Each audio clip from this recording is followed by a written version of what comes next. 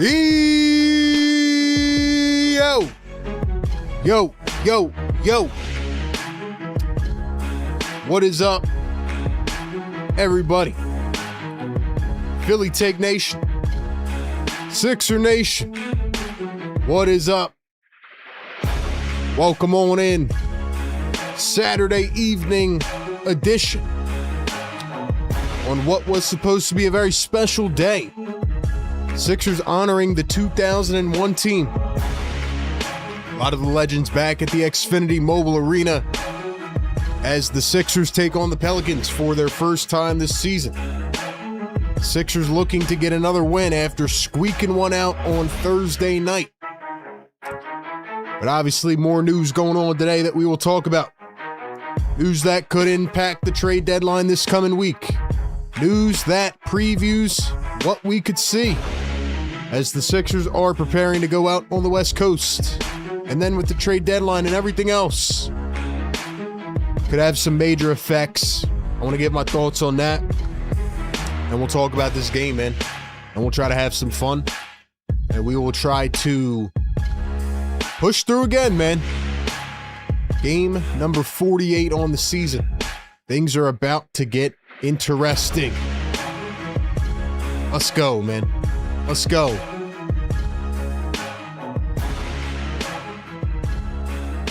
Let's go.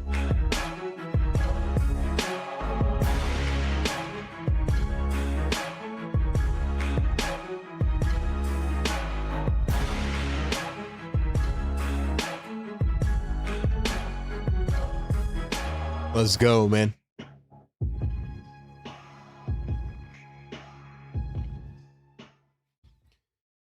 All right, ladies and gentlemen, welcome on in to the 76ers Game Day Live Show.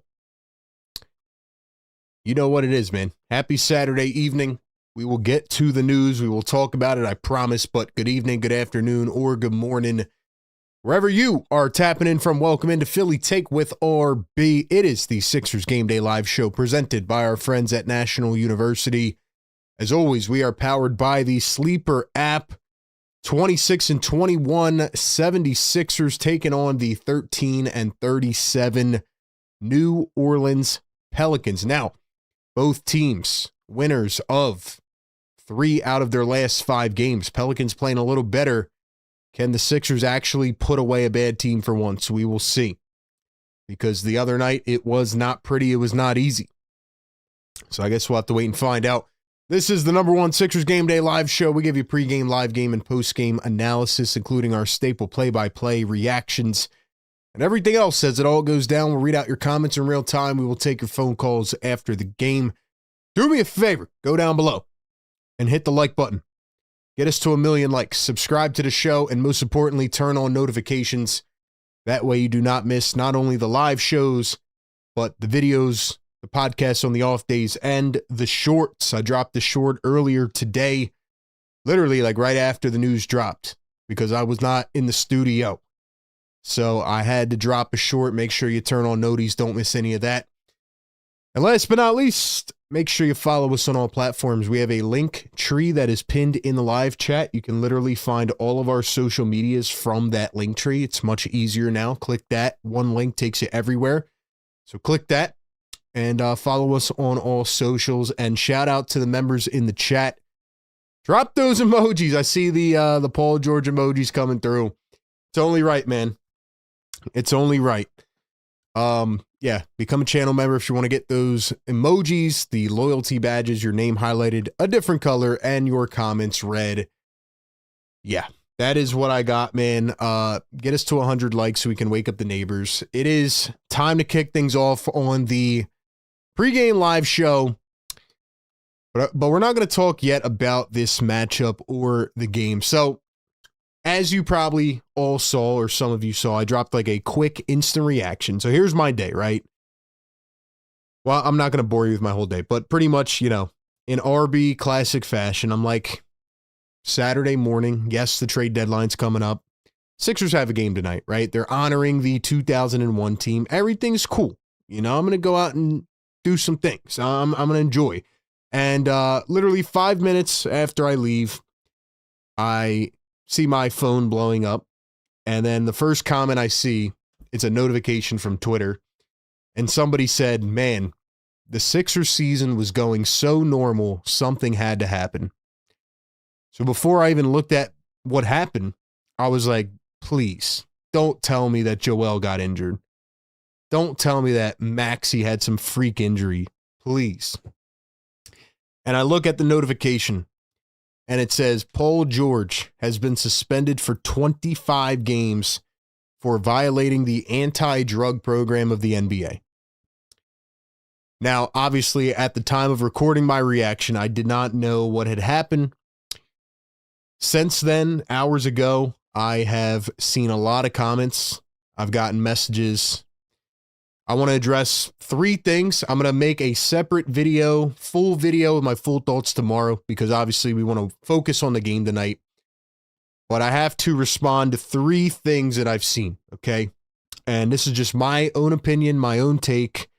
And if you don't agree with me, let me know your thoughts in the chat. But I am not going to be gaslit in this situation.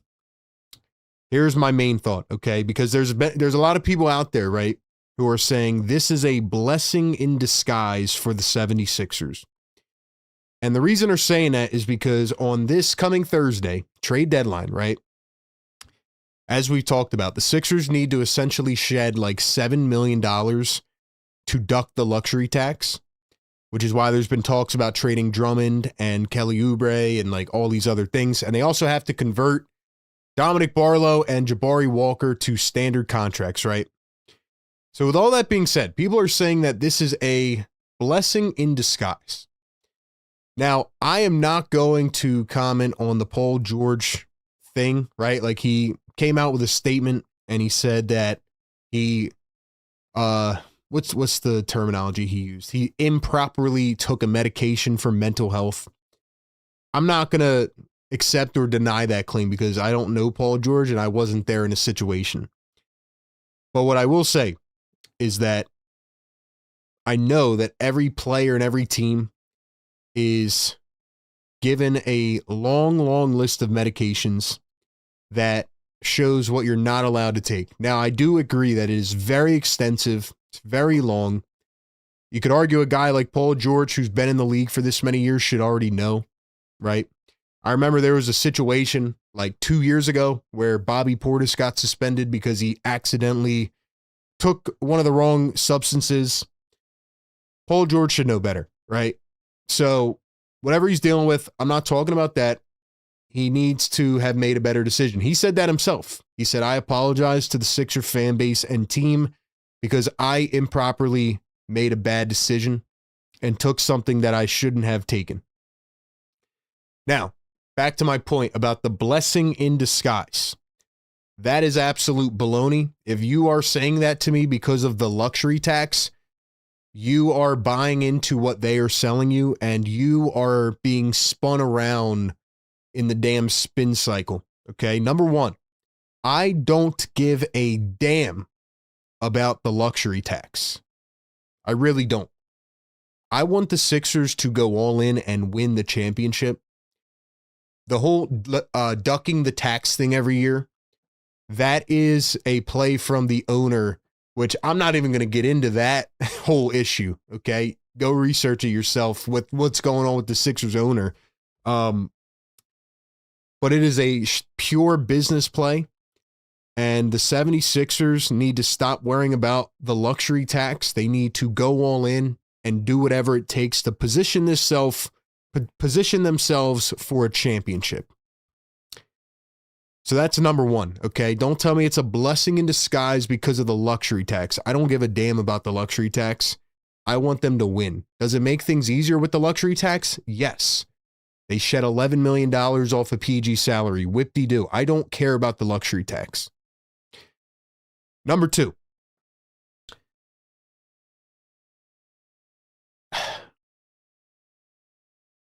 I don't want to like, I'm just going to say how I feel. If you're telling me that this does not matter at all to the 76ers, you also are being spun around in a damn spin cycle. Paul George has been the best wing defender on this team all year. And I know a lot of people in the chat like Kelly Oubre and Justin Edwards. And look, PG has not lived up to the max contract. But you are losing a $50 million max player for 25 games. Maybe he wouldn't have played all 25. But you're losing one of your best defenders. You're losing a guy that can drop 10 points in the early second quarter, that can run the second unit with VJ Edgecombe. So even if you don't like Paul George and you don't like the signing, losing Paul George is a terrible, terrible thing right now. And it's also terrible because going into the trade deadline, you have to realize that, let's say they wanted to trade Paul George, or let's say they wanted to trade this guy, right? Because they felt they had enough depth at the wing, whatever it is. This completely impacts the trade deadline. And it pretty much handcuffs the Sixers in a lot of ways. So that's another thing that it screws up. And Nick Nurse said it in the pregame show. He said this is a brutal decision, or a brutal timing for this, and it was a mistake, and we don't know what we're going to do. We need to figure things out. Nobody was ready for this to happen. So overall, what I'm trying to say, guys, is that this is a bad thing right now. And if you're trying to spin this into a positive, then you're just being blindly optimistic, and it sucks. It really does. Simple as that. I'm looking at the chat here. I see like Blazin in the chat. No, I'm not hearing it today, Blazin. You can be, overly fanboyish, optimistic. Go do your thing. And I'm not just singling you out, but there's a lot of people acting like that. You're not going to try to spin this into some great thing for the Sixers. It's not. This is a bad thing for the Sixers. And as someone who covers the team, I am going to highlight that, whether you like it or not. Simple as that. And if you don't like it, then, well, that's on you. This is not hating. This is me telling the truth. So grow up. Okay. What else? That's really all I have to say on the PG thing now. I will give my thoughts tomorrow. Yeah. Someone says it's a bad thing, but it's not season ruining. You don't know that. This could completely screw up the momentum of the team. They've actually been playing a lot better. They've been getting into a groove. This could completely screw up the momentum of the team. We don't know. We don't know.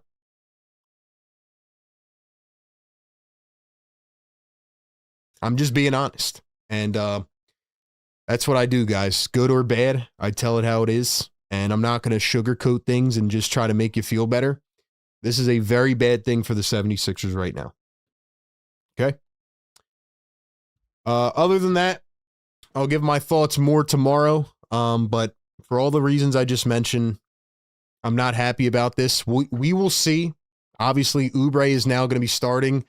I don't know if Karen's in the chat. Super Kelly Oubre fan. I know she'll be happy, but, now Kelly's going to see better defenders against them. The only positive is that maybe VJ Edgecombe can finally get his swagger back and be a guy that can handle the rock. But also, I think PG being on that unit next to VJ also helped him out. And it also took a little bit of the pressure off VJ on the second unit. So now Nick Nurse is going to have to stagger Maxey and Embiid the entire game. I don't think that you can keep Maxey or Embiid both off the floor for like at any point during the game. So, anyway, let me just finish off my thought here with the PG thing. As I said in the short earlier today, it's just always something with this team, guys. That's how I feel, man. Like, this team was finally getting it together. I know they've lost some games. Last game against the Kings was embarrassing, to almost lose that game. But against good teams, they've actually been finding their groove, and Joel and Maxey are playing really well. So I just felt like, okay, finally, like we got something going here. And yeah, just it's brutal timing, man. It's absolutely brutal timing. And now Paul George can't come back till like 2 weeks before the season ends. So who knows if he'll be in shape? Who knows what he'll look like? What his, I guess, like substitution back into the lineup will look like. And you're just not as deep of a team now. So anyway, that's my thoughts on the PG thing. And That's all I can say, man. Yeah, there's not a way to spin this into a positive for me. In terms of this matchup tonight, yeah, the Pelicans are doo-doo. They're 13-37. Feels like they can hang with the Sixers based on what we've seen. I mean, the Sacramento Kings the other night almost should have beat the Sixers, if we're being honest. Sixers got out second chanced, 24-0. They got beat on offensive rebounds 15-2. So, yeah, man, it was brutal the other night. Sixers got to handle their business. Pelicans are 24th in offensive rating. They are currently 27th in defensive rating. So they're near the bottom in both. Derek Queen has been pretty solid as a rookie. Jeremiah Fears, I'd say, has been pretty solid too. But outside of that, it's just the Zion Williamson show. In terms of the injury report, Quentin Grimes will return today, which is a big add for the Sixers. They definitely need him to play better now off the bench. And who else? Oubre's available. Drummond's available. He was questionable with an illness, but he's good to go.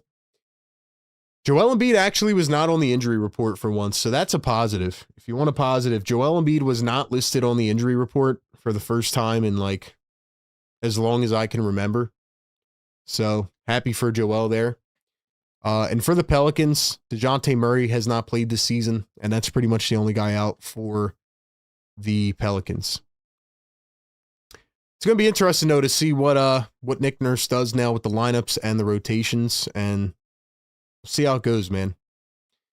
Vincent Bird, $1 super chat. Thank you so much. Thank you so much, Vincent. Appreciate you, man. And shout out to the members. That's really what I got on this game. Sixers got to show more effort against the bad team. They have to rebound the basketball. They have to play defense. And all the normal things we know how to do. I mean, the Sixers should be able to beat this team handily. And that's another thing, man. Like, the Sixers have not been a good defensive team recently, especially guarding the perimeter. You know, all these wide open threes from other teams. So the fact that now they're losing their best defender, that does not make me feel good. And it's also going to put more of a burden on Joel and Tyrese, which they already have a lot of burden on their shoulders. You know what I mean? So, yeah, this is just brutal timing, and it just feels like it is always something with this team. But anyway, man, we will move on to this game tonight. Hopefully the Sixers can get a win, kind of ease our minds a little bit from today. We'll talk about our predictions here on the other side, but first, got to give a shout out to our great partners over at Sleeper. Ladies and gentlemen, hope you're not sleeping on the game. You need to download the Sleeper app, sign up and use code PhillyTake. You can get $100 on a match on your first deposit up to $100 by using promo code PhillyTake. And on Sleeper, you can get up to 1,000 times your payout if your picks win. Sleeper is your one-stop shop for all your sports needs. Celebrate and chat on games in real time. Get the fastest score news and alerts at your fingertips. Play in fantasy leagues with fantasy football and more. And win real money with Sleeper's picks. So it is time to make the picks as we do every single game. Let's go ahead and hold on. Let me adjust this real quick. Let's see. All right, there we go. There we go. Let's go to the Sixers page. Let's see. Who do we like today? Tyrese Maxey, 27.5. I kind of like that. I like Maxey against the Pelicans. Let's go to three-pointers made. Grimes, 1.5. Where's Oubre at? 1.5. I kind of like Kelly getting his start now in place of PG. Give me Oubre over 1.5 threes. We will take VJ over 13.5 points, see if he can finally bounce back. And Joel's actually been doing really good diming up Maxey, so let's take Joel in the over. We'll go all Sixers parlay. Easy as that. Make your picks in less than 30 seconds. Use our promo code PhillyTake. Get a 100% deposit match up to $100 on your first deposit. So we will circle back at halftime, but shout out to Big Sleeper. All right, ladies and gentlemen, it is time for our final score predictions.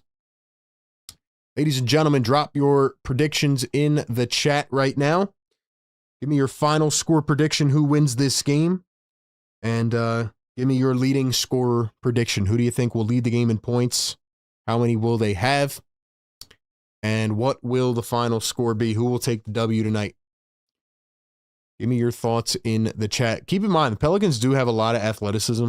They do have some good talent, right? The Herb Joneses of the world, the Trey Murphys, the Zion. So it's not going to be like some easy coast-by game, especially if the Sixers don't, bring the level of intensity that we know that they should. They definitely did not bring it last game. So they need to wake the heck up, man. And we need to wake the neighbors up, man. Neighbors woke me up early today, man. They were out there messing around early in the morning, man. Early in the morning. Ladies and gentlemen, drop those predictions in the chat. We'll get to them here in just a second. All right, let's go, man. Let's go, man.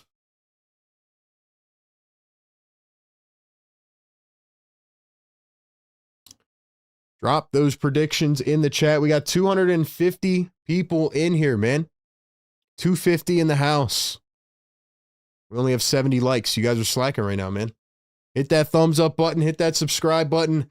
My final score prediction is this is going to be a very hard game for the Sixers just because I think they're going to play down to competition again. I do think they'll pull it off in the end. I'm going to say something like 115 to 110. I do think the Sixers defense is going to take a hit now without Paul George. 115-110 is my final. And I think Joel is going to continue his dominance. Hopefully Joel gets into the All-Star game. I think he deserves it right now. I think Joel is going to drop like a nice 35 piece, a little welcome to the moment. Welcome to the NBA for Derek Queen. But yeah, give me Joel for 35. Sixers win 110-105. I'm sorry, 115-110. 35 for Embiid. All right, give me your thoughts in the chat. Let's see what we got. Marsha McCollum, what's going on? Channel member 105-100 Sixers. Judica says Sixers 130-100. Joel with 70 on. Got my old school jersey. Shout out to the 01 Sixers getting honored today. Clint, what's going on, brother? 117-103. Embiid with 31. Maxie says Sixers 134-130. OT Embiid with 45. Karen says 116-108. Sixers. Maxie 34. Pure Philly Payne 122-114. Sixers. Maxie 34. Embiid 32. Maxie 35. Embiid 30. Who else? Who else? What else we got in here? 122-114. Maxie with 34. 114-98. Sixers. Embiid 35. Dom says Embiid 38, 112-104 Sixers. Yeah, third quarter's got to be improved too. It happens every single game, and they leave wide open shooters in the fourth. John Monroe, what's going on, bro? Says Sixers 119-116, Maxie 35. Busy B 121-109, Sixers. Joel 36.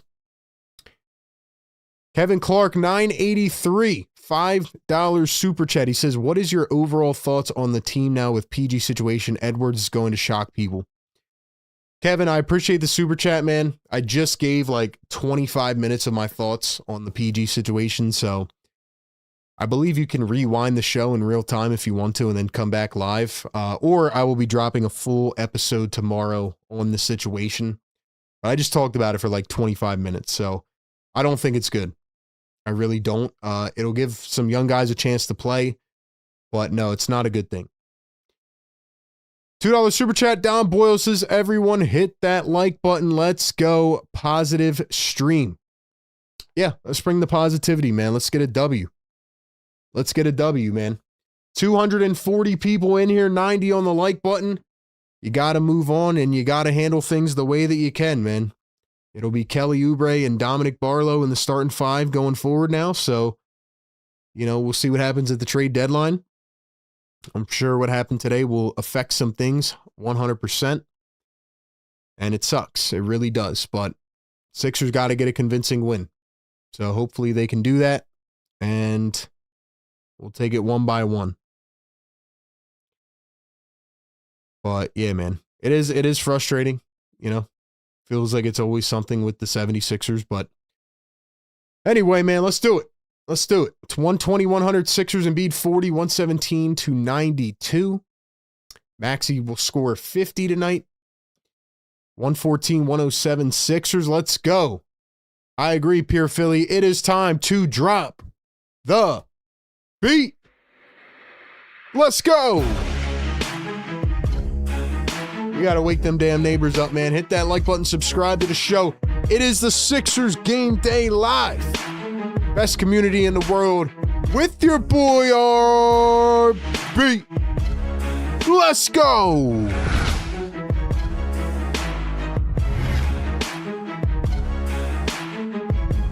Let's go, man.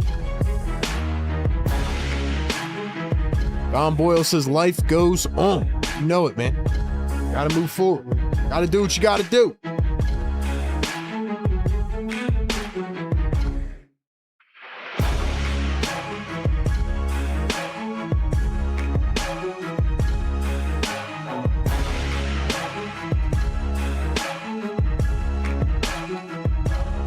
Yes, sir, man. Light up that chat. I see all different colors in here, man. Welcome into the show. Saturday evening. Wrapping up a 4-game week before we get into a 5-game West Coast trip. It's going to be a late week coming up here. We got 5 games in a row of 10 p.m. starts, and then we have the trade deadline this week. Let me know your guys' thoughts on the trade deadline in the chat. I really want to hear from you in the chat tonight about the trade deadline. Do you think it'll affect the 76ers plans? What do you think they should do now? Get active in the chat. When you are more interactive and engaging in the chat, it makes this a whole lot better. Drop those black and reds in the chat. I like it. I like it, man. We're honoring the 2001 team tonight, so shout out to them. Last Sixers team to get out of the second round. So let me know what you guys think, man, about the trade deadline and everything. Couple housekeeping rules, man. Please do not spam in the chat. Please don't, spam, comment. That way we give everybody a chance to talk and we don't annoy anybody. Please be respectful in the chat. We are a welcoming NBA community. Yes, we stream every Sixers game, but we also stream other games. We talk NBA basketball. We're trying to build this as big as we can on all platforms. So please follow us everywhere by clicking that link tree in the chat that is pinned. And last but not least, please time your stream up with ours so you don't spoil the game for anybody. We are still working on our custom scoreboard, and we should have it done soon.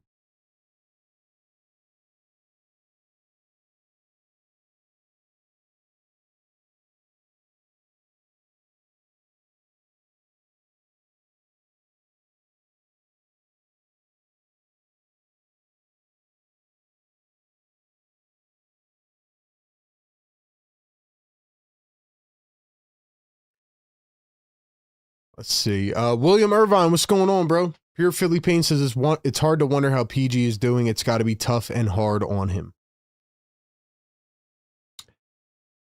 Yeah. I don't know, man. Let's go. I don't know. I really don't know. Like I said, I'm not going to comment on that situation because I just don't know the full details. I mean, maybe they'll come out and give us a yes, sir. Maybe they'll come out and give us like a actual thing of what he took. I don't know.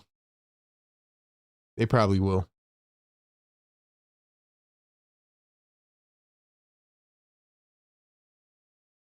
Be respectful in the chat though, man. $5 super chat, Hamburger Helpster. I love it. One of the best names on YouTube, man. He says, we hate your neighbors. Please wake them up. I hate them too, man. They literally woke me up at freaking early, man. I think they did it just to piss me off, knowing we had a game today. We got 100 likes. Drop the yes, sirs. Wake them up. I know they can hear me, man. Let's go. Wake them up.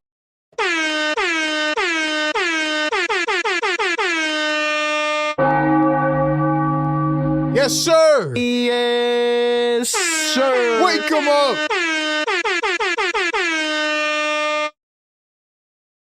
Yeah. Wake him up, man. $10 super chat from William Irvine says, hit the like. We'll hit the air horn again. We'll drop the air horn again.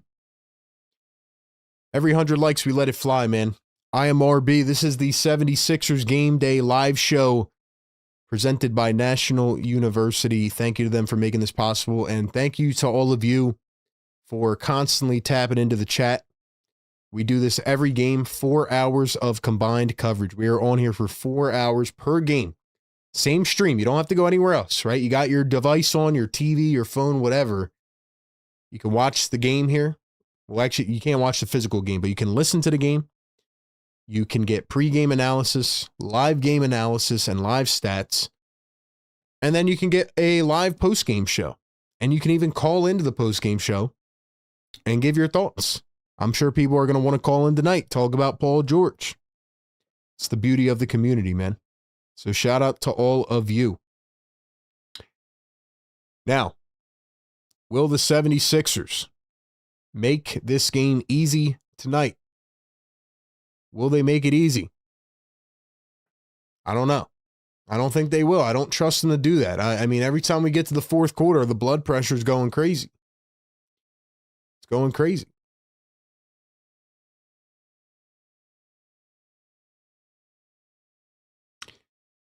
I hope RB's energy and excitement comes back. He looks miserable. Listen, man. I'm going to be honest with you guys, okay? I love doing this, man. And this is incredible. But I can't sit here every minute of every game and just like lose my mind. You know what I mean? This is another game on the schedule. Sixers taking on the Pelicans. I'm still not happy for last game. I'm still not happy about last game. And no, I'm not happy with what happened today with Paul George. So anyway, man, you may call it miserable. I'm just here ready to call the game. I'm here ready to do my thing. I need you guys to show some love in the chat, man. That's the best part about this community. You know what I mean? So no, I'm not miserable.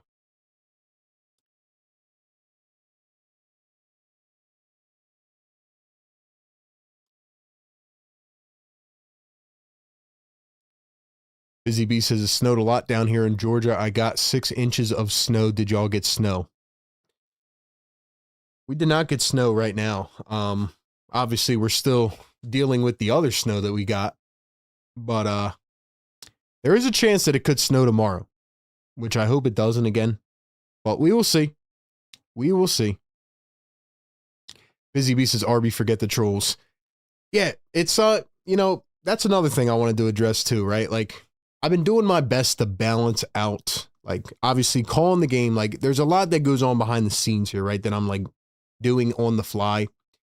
And it's like every time I look back at the chat, like usually there's just some, like my eyes just go to the first comment I see because they're going fast. But you're right. I got to just not read those comments, but it's hard because, you know, my brain is going like 5 different directions at once. Like I'm calling the game, then I'm looking at the stats here, and then I'm like updating things. And like, usually when I look back at the chat, it's just like whatever catches my eye. So I got to just like, I got to have like a stop on my brain. Like if I see a comment that's like, you know, ridiculous, like don't read that, you know, but sometimes I'm in my flow state. You know what I mean? I'm doing everything at once and it's just boom, boom, boom. But it comes with it. You know what I mean? Comes with it. But mods, definitely hold it down in the chat. You know, if people are being weird or disrespectful, get them out of here. You know what I mean?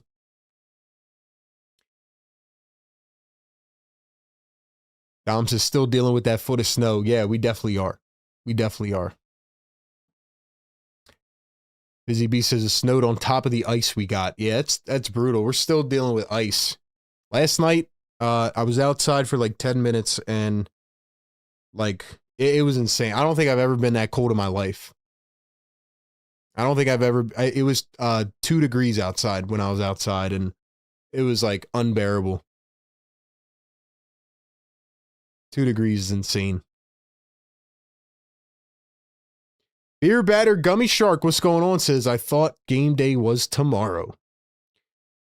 Here are the starting lineups for the Pelicans. It is Trey Murphy, Herb Jones, Sadiq Bey, Zion Williamson, and Derek Queen. For the Sixers, it is Tyrese Maxey, VJ Edgecombe, Kelly Oubre, Dominic Barlow, and Joel Embiid. Let's go, man.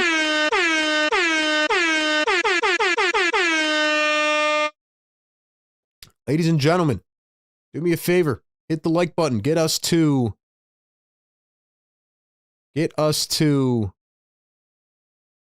200 likes.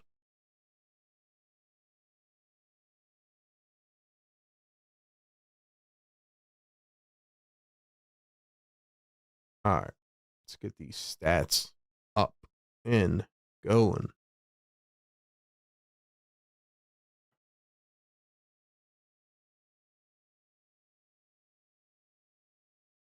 All right, we are off at the X. Sixers have it first. Maxey downhill, lays it up and in. That is how we begin this game tonight. Hope you are all doing well and happy Saturday. There go the Pelicans downhill. They're going to answer right back with a 2 of their own. It is Herb Jones. Herb Jones with the fro. He was a guy that we talked a lot about last year in terms of a potential trade target because I feel like his mold would be perfect for the Sixers. Last year, he was shooting like 40% from 3. I don't know where he's at now. But we'll see, man. Here's the inbound to Embiid against Derek Queen. Turns, hooks, goes up, missed it, gets his own, and puts it back in. So Derek Queen, the rookie out of Maryland, guy that had that big shot last year during the March Madness tournament, hit a game winner. He was a guy that was a very polarizing pick. 76ers had the 3rd pick in the draft. We thought Queen could go in the top 10. He ended up going a little bit later. But, the Pelicans traded with the Atlanta Hawks to move up and get him. They drafted Jeremiah Fears, then they drafted Derek Queen, both of them playing pretty well. Here's the jumper from Queen. He's going to knock it through. Pelicans traded a lot to get Derek Queen. Biggest knock on him coming out of college was he wasn't really a concrete position. Like, we didn't know what he would be. Now he's trying to guard Joel. This is like bullying him. Joel pulls up a mid-range, hits it, knocks it down. Like I said, this could be like a 50-point game for Joel. This is like a welcome to the NBA moment, to be honest. I don't know why the Pelicans are 13-37, though. Like, they do have a good team. Jones puts up the mid-range, can't knock it down. Here come the 76ers. VJ up the floor, finds Maxey, wide open, steps into a 3, left it a bit short. That one is rebounded by Sadiq Bey, who now has a full beard. Zion kicks it out to Jones. Jones going to pop a 3, and he knocks it down. So the Pelicans take the lead. Sadiq Bey, former Villanova Wildcat, a guy I really liked. He's been dealing with a lot of injuries last couple years. Maxey pulls up mid-range, can't get it to go. Picked up by the Pelicans. Sixers rocking the black jerseys. Pelicans rocking their white jerseys on the road. Derek Queen is fouled en route to the basket. He falls down awkwardly. Looks to be a little bit shaken up.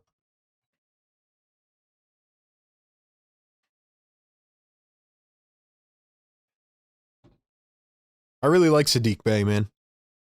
Maybe I'm a little biased because I'm a Nova fan, but ladies and gentlemen, 370 people in here already. Thank you for being here. We do it every single game. We stream other games as well.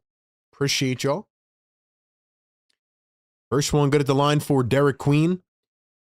Derek Queen has had a very interesting season. He's leading all rebounding for rookies with 7.4 per game. He had a pretty bad start to his season. People thought, the Pelicans are in trouble here. But He's averaging 12.3 points a game, 7.4 rebounds, 4.3 assists, and a steal per game. Jeremiah Fears averaging 13 points a game. He's been very good. Here's Tyrese Maxey at the top, guarded by Jones. Here's Embiid. Embiid going to back down. Queen steps back, knocks it down again, right in stride. Yeah, they got Herb Jones on Maxey, which again kind of goes to that philosophy of putting a lengthier wing on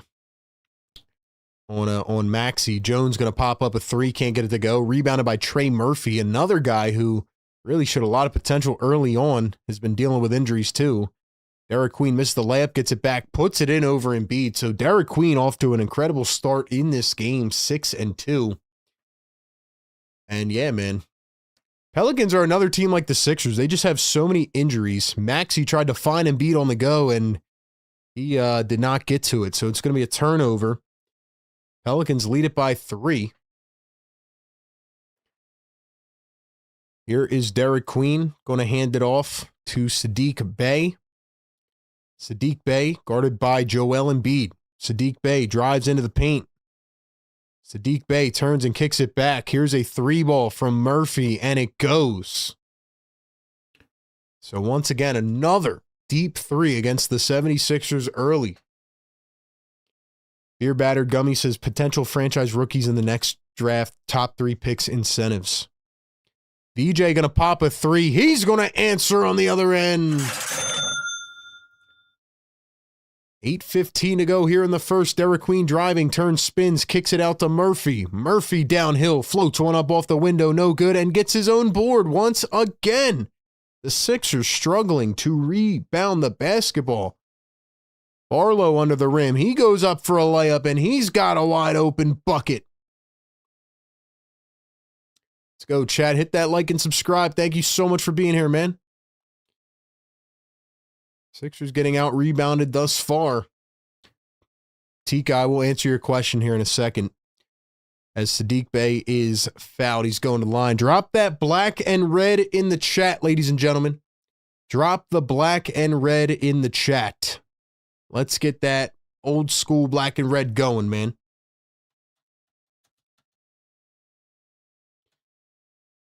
So to your question, Tika, there's a lot of good rookies in this upcoming draft.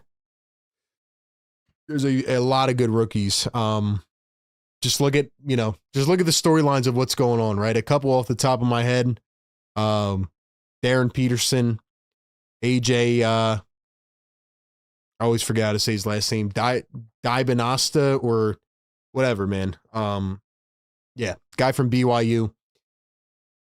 Darren Peterson. There's a lot of good players in this coming draft.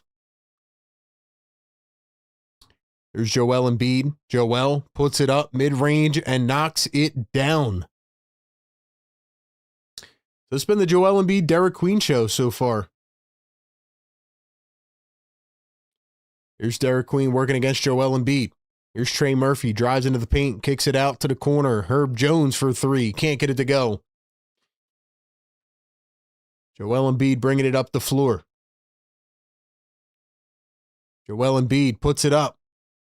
Pelicans get the board. Here they come. Queen driving downhill. Murphy up with the lob. Can't finish. Maxey floats it up. And VJ Edgecombe, the recipient of an alley-oop.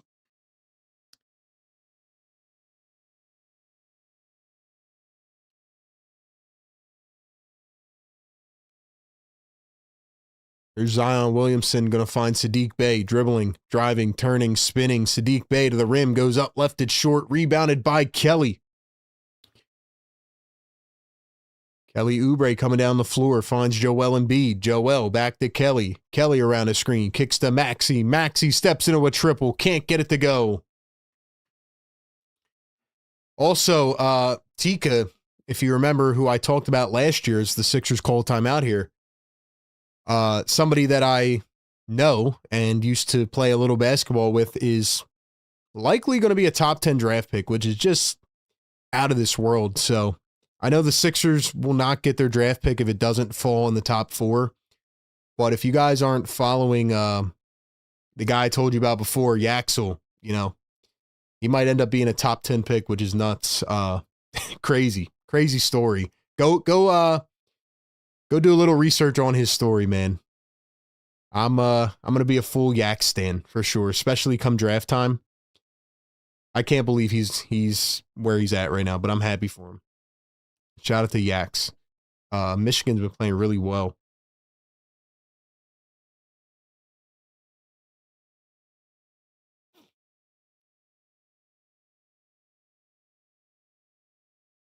Beer Batter Gummy Shark says, what I would give to have the number 1 pick in this draft. Dude, it's going to be insane. And you know who might get that pick? Well, obviously it's a lottery, right? But like, imagine if a team like the Pacers end up with that draft pick.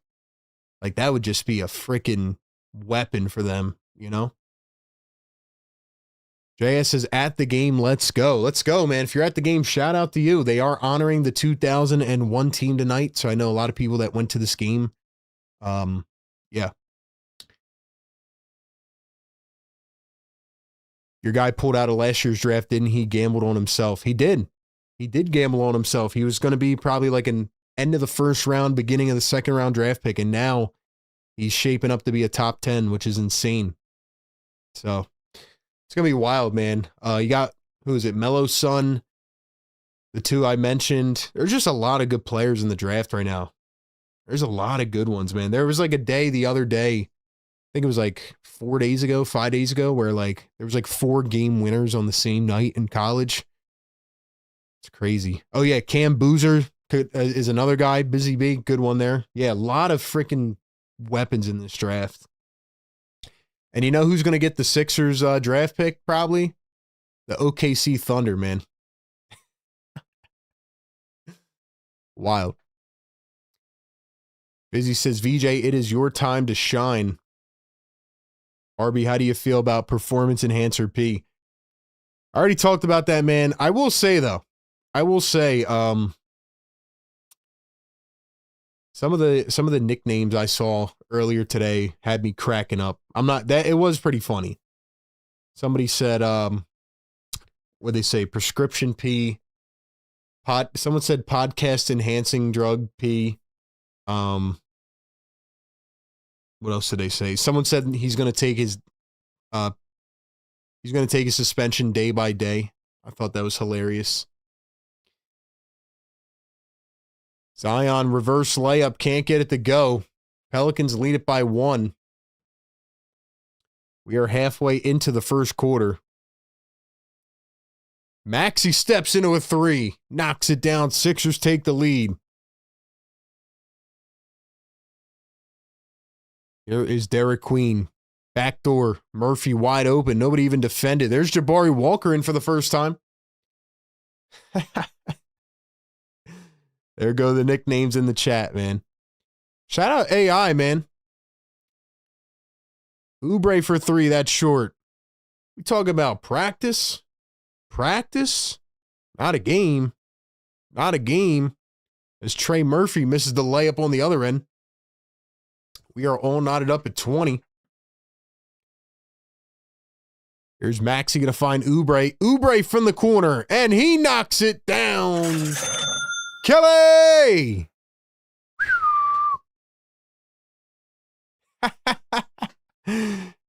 Beer Batter Gummy Shark says, PG suspension, what did I miss? Oh, boy, you've missed everything. Forgot about that, actually, as Murphy misses a 3. My Aussies in the chat might not have been awake. Go watch my short earlier today, man. You'll know what I'm talking about. Pelicans get the rebound off the miss. Here they come. And there goes Sadiq Bey on the fast break. Sixers once again struggling to get back on defense. Jokes are pretty funny. I'm not going to lie. Just the names. Joel lost it, poked away by Derek Queen. It's going to stay with the Sixers as it went out of bounds. We are knotted at 23. 470 people in the chat. Let's go. Let's go, man. Get us to 200 likes. We are almost there. You guys are crushing it, man. We are building this Game Day Live community. I just want you to know that. Like the video, subscribe to the channel, and share it with a friend, a family member, Share it with your next door neighbors, next door neighbor. Share it in your group chat, whatever, man. Let's keep growing the family. Joel turns, spins, lays it up, can't get it to go. He's on the ground. Here come the Pelicans. Sadiq Bey kicks it out. Here's Jeremiah Fears, the rookie. Floats it up and in. Lottery pick Jeremiah Fears, the guy they picked before Derek Queen. Really good rookie out of Oklahoma. Maxey dishes it off to Embiid. Here's Oubre in the corner. Grimes is in for the first time, and Oubre is going to be fouled. And it's going to be on Jeremiah Fears. So in for the New Orleans Pelicans is Jeremiah Fears, last year's rookie, Vis Misi. Number 17, Carlo Matkovic, who is a second-round pick out of, don't know what college he went to, but in 2022, he was a second-round pick. Carlo Matkovic. Oubre going to miss the free throw. Micah Peavy is in for the first time, second-round pick this year out of Georgetown. Speaking of Georgetown, AI, man. Hall of Fame inductee, 2016, MVP, four-time scoring champ. What a guy, man. Drop some fires in the chat for AI, man. Can we drop some fires in the chat for AI? Let's go. Shout out to The Answer. Oubre going to knock down the second. Sixers have a lead. Guys, we need 30 more likes. Hit that thumbs up button, man. Let's go. Here's Vis Misi going to find Trey Murphy coming around his screen. He drives downhill, kicks it out to the corner. Matkovic to Peavy, up to Jeremiah Fears for three, and he drills it. And he drills it. Quentin Grimes over to Kelly Oubre, drives downhill. Oubre all the way, goes up. He was blocked. Bona's in for the first time, gets the board, dumps to Oubre, now over to Walker, up top to Maxey. Maxey rocking the red kicks tonight. Maxey behind the back. He's going to step back. Dribbling, driving against Peavy. He turns, he spins, kicks. Walker, one on the shot clock. Can't get it to go on the hook. And here come the Pelicans. 2:50 to go left in the first. Fears downhill, kick to the corner. A three from Murphy. It's no good. Here come the 76ers.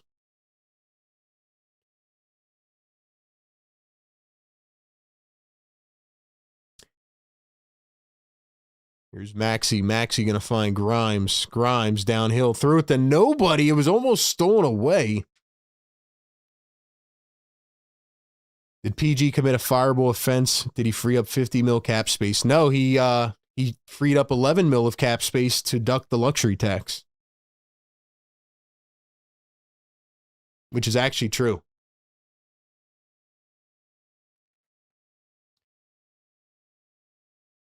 What are the Sixers doing? What do you mean in the game? I mean, they're just being the Sixers, man. This is who they are. They don't blow anybody out. They just make every game cardiac. Every game is cardiac, man. Anyway, welcome into the show. We have 481 people here. Thank you so much for being here, man. Please do me a favor. Go right down below, X out of the live chat, hit the like button, subscribe to the show. See that number in the bottom right corner? Trying to get that to 100K, man. Hit that sub button. Welcome to the community. We do this every game. Sixers Game Day Live. We give you pregame, live game, and postgame coverage. Thank you for being here, man. I appreciate it. Trivia coming up at the end of the first quarter. If you are like Beer Battered Gummy Shark, Tika, and you maybe were asleep or under a rock today, Paul George is out for the next 25 games. He was suspended by the NBA. I did a short earlier. I will do a full video on it tomorrow, but 5 days until the NBA trade deadline. Let me know your thoughts on the trade deadline. What do you think the Sixers are going to do now? Do you think that this will impact their plans? Let me know.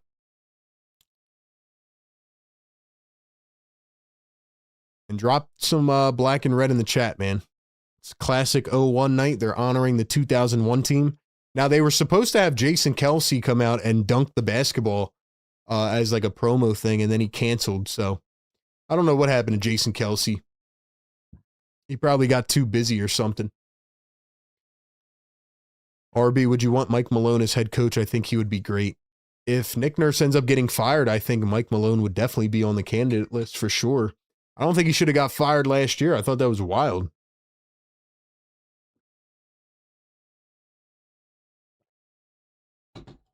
Someone said Nurse spiked PG's Gatorade to trim the tax. I did see that. That was pretty funny. I remember when Iverson got drafted by the Sixers, we were a bad team for years after Barkley left in 92. Yeah, man. Shout out to AI, man. I mean, they're showing the step over.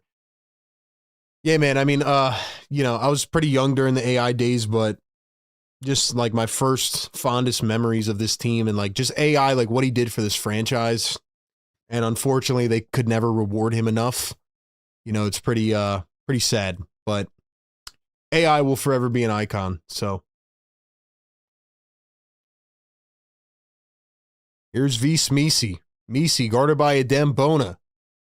Misi working up top. He's going to cross over, drive, kick over to Micah Peavy. 4 on the shot clock. Turns, spins, drives. Peavy goes up, reverse slide, can't get it to go. Here come the 76ers. Maxey going to find Trendon Watford in for the first time. Maxey, 150 to go here in the first. Coming around a screen, switches on to Matkovic. He drives, he turns, he spins to his right. Maxey has the switch. 5 on the shot clock. Maxey sidestep, kicks out to the wing. Watford spot up 3, can't get it. Watford and Walker will see more minutes. Now, again, Barlow and Walker now probably can both be converted pretty easily, but see what happens. Maxey picks up a bad foul there. AI is my favorite player, hands down. Yeah, I agree. And for the people that, maybe too young or don't know about AI, pretty much, it wasn't just the game. It was his attitude, right? His personality, the way he dressed. Like, he just changed a lot of the landscape for a superstar, He was some guy that was barely 6 feet tall, give or take, whatever. And he had the heart of a lion, Like, people talk about Mamba mentality, RIP Mamba, but like AI mentality, man, like, I encourage you to go back and watch some of like his interviews and stuff. It's just incredible. Maxey pops a 3 and knocks it down. Sixers lead by 3. And then there are the Pelicans on the other end going to answer with a 3 right back. I don't even know who shot that. I think it was Jeremiah Fears. Grimes downhill, turns, spins, dumps to Bona under the rim, goes up, and he is fouled.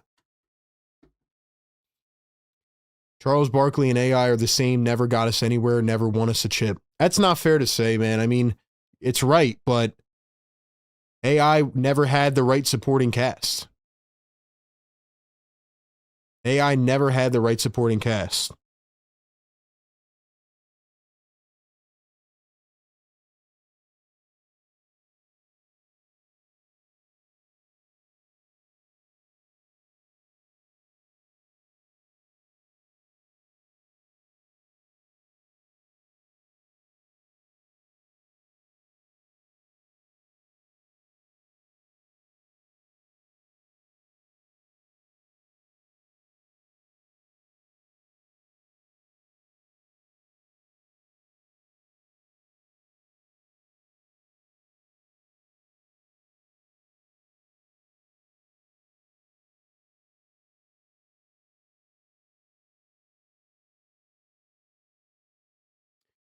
$40 seconds to go here in the first quarter. Zion gonna find Trey Murphy. Here's Jeremiah Fears downhill, kicks it out. Micah Peavy wide open from the wing and drills it.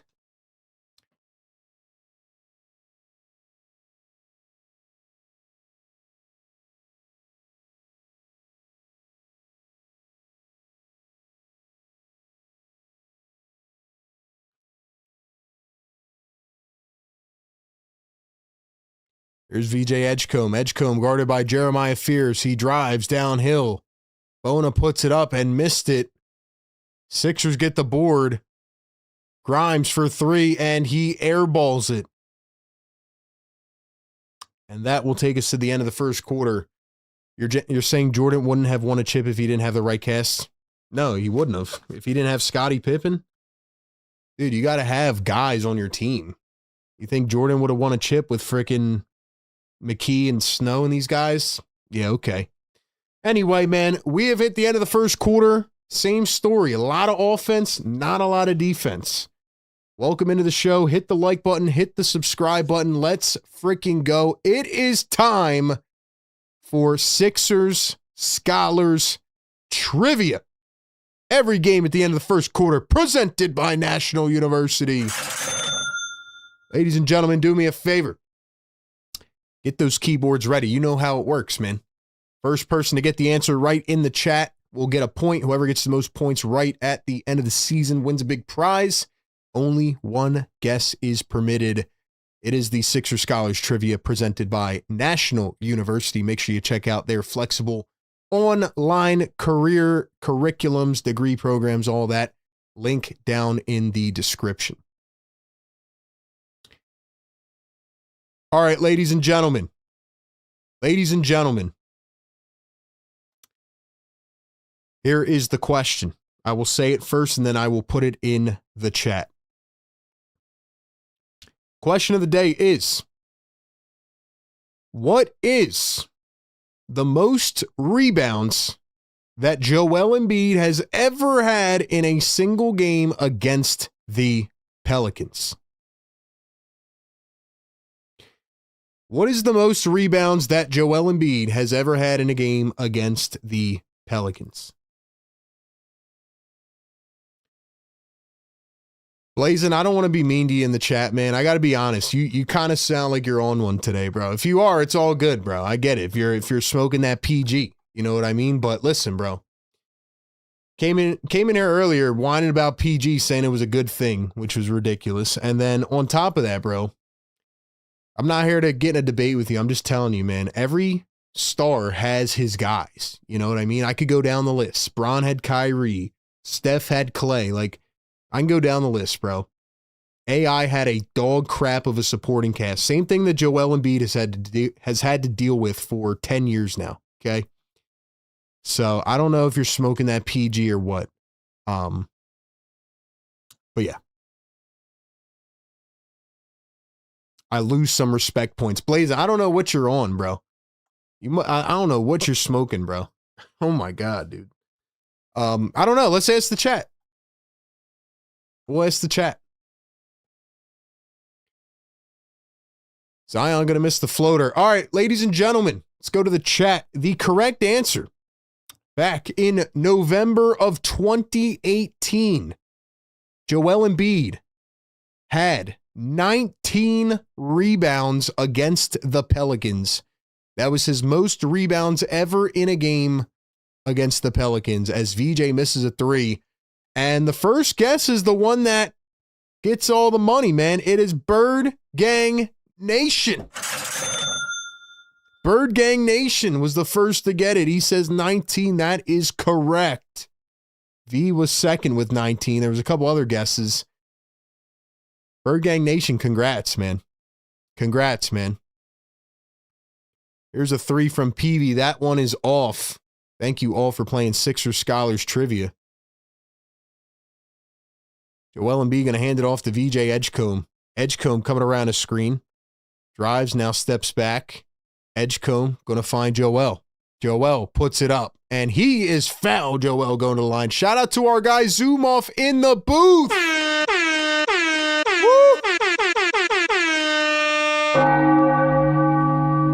Mark Zoomoff, a friend of the show. He has been on the show before.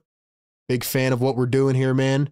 And a guy that has given me a lot of inspiration. So Mark Zoomoff back on the crew today.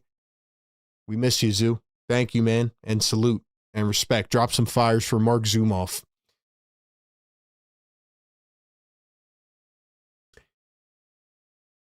Blazin says everybody needs players on their team. Thank you. So you just made my point. So you literally just argued with me about my point, and then you said my exact point. So I don't know what you're smoking, but yeah, dude. I don't know what's up with you, bro. Dude literally just said exactly what I've been saying for like 10 minutes.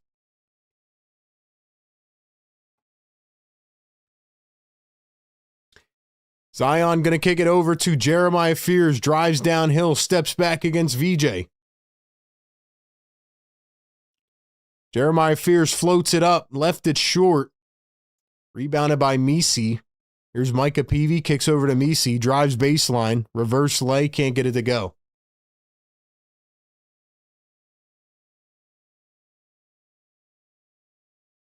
Joel Embiid working against Vs. Misi, hands it off to Grimes. Grimes pulls up for three. That one is short.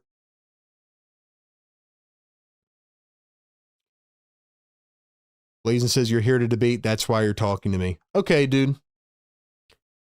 I don't know what's up with this dude, man. He's on one. He's on one, bro. So I'm not reading your comments anymore, bro.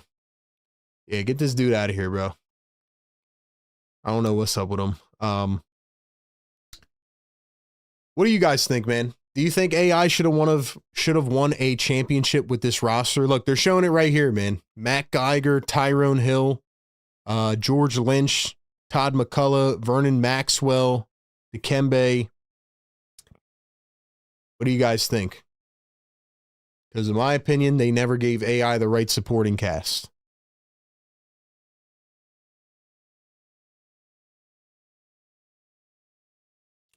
Dom says, lock all windows and doors. We're coming in for a landing. I just don't get the point he was trying to make. I feel like he just wanted to be heard. You know what I mean? But again, it's my fault. I shouldn't even be reading the comments, but I don't know, man.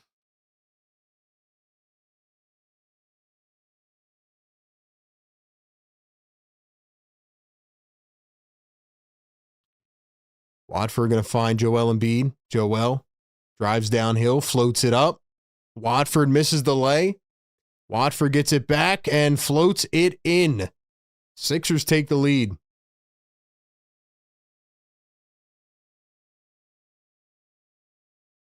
Alvarado drives downhill, floats it up, and the backdoor oop. It was Peavy with the slam.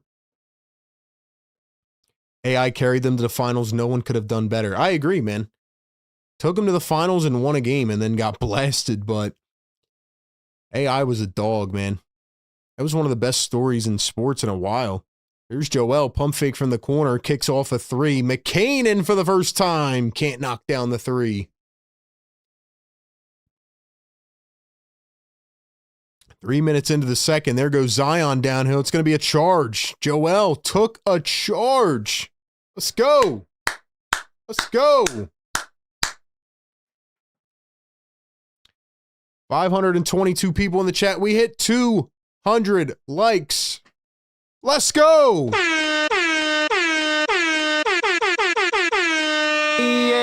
Yes, sir. Yes, sir. Wake him up, man. Joel gets blocked. There goes Fears on the other end. He missed the layup. He smoked a wide open layup. Here come the Sixers. Watford, McCain, Edgecombe, Embiid, and Barlow. Watford a wide open three, and he hits it. Let's go. Let's go. Jeremiah Fears steps back, missed the two, and Misi going to put it back in. Once again, the Sixers not rebounding at all. 8:15 to go here in the second. Edgecombe coming around a screen. Edgecombe finds Embiid. Joel Embiid pops up a three, missed it, in and out. Edgecombe to McCain. McCain up at the top, guarded by Fears. 7:57 to go in the second. McCain steps back, a deep three, and hits. Yes, Woo! sir. Let's go, man. Let's go, baby. Let's go. Shout out to the members in the chat. John, what's up? Busy. Cool J. Karen, what's up? Clint, what's up? Pure Philly Pain, Allen in the chat, Philly Shad, Cable, let's go. Let me go ahead and put Bird Gang Nation in here. I think it's his 4th win of the season. Bird Gang Nation now up to 4. Congratulations, man. We got Lou World, who is dominating the game. He is 8 now. He is leading everybody by 3. We got Cable with 5. We got Banj with 4. We have Bird Gang Nation with 4. I think we got another 4 maybe, and then a few 3s. So anybody can get back in this thing, man. They need to start benching guys who refuse to box out. Well, at that point, they might have to bench the whole team, man. Nobody rebounds. Nobody rebounds, man.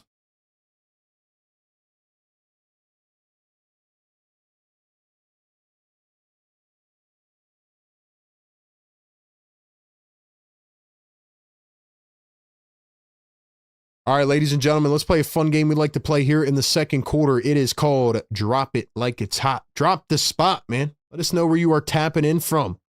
Drop your cities, your states, your towns, your countries. Let's go.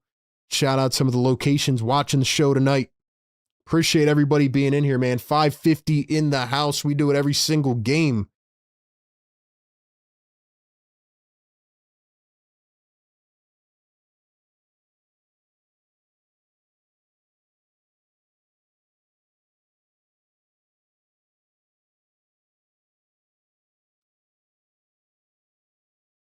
Let's go, man.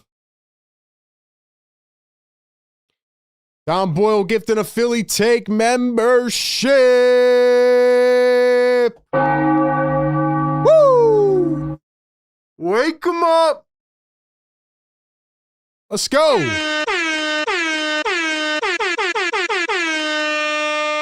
Rachel Tice got the gifted membership. Rachel, former channel member, one of our OGs. Let's go, man. Let's go, man. Let's go, man.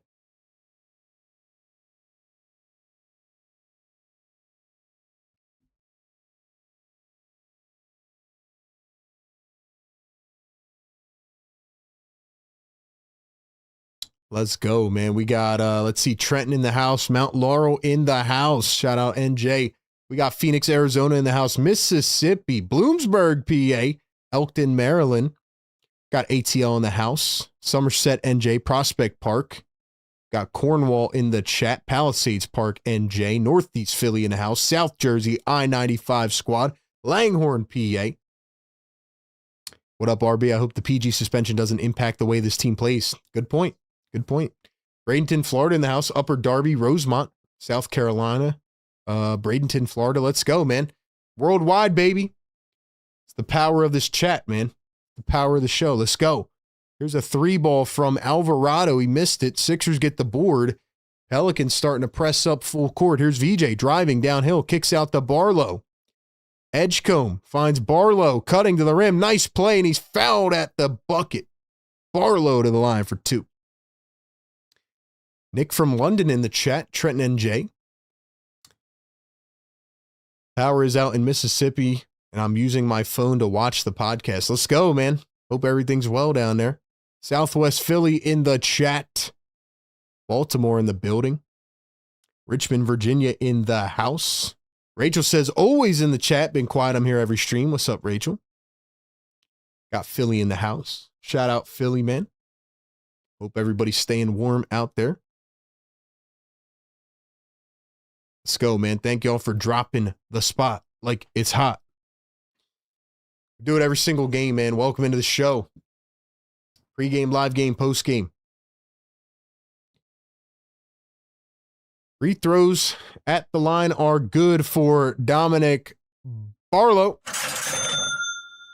Sixers lead it by 5. I'm already mentally preparing myself for the cardiac game. Zion Williamson lost the ball out of bounds, and it is going back to the 76ers. Chi-Town in the building. Alan says, like and subscribe. Best live stream while watching the NBA. Alan, thank you so much, man. My guy Alan from Australia in the chat. 6:58 to go here in the second. Watford stays in. Watford and Barlow lineups. Maxey on the bench. Like I said, you got to stagger Maxey and Embiid now.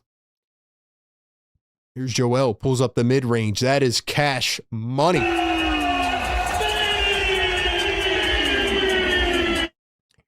6:40 to go here in the second.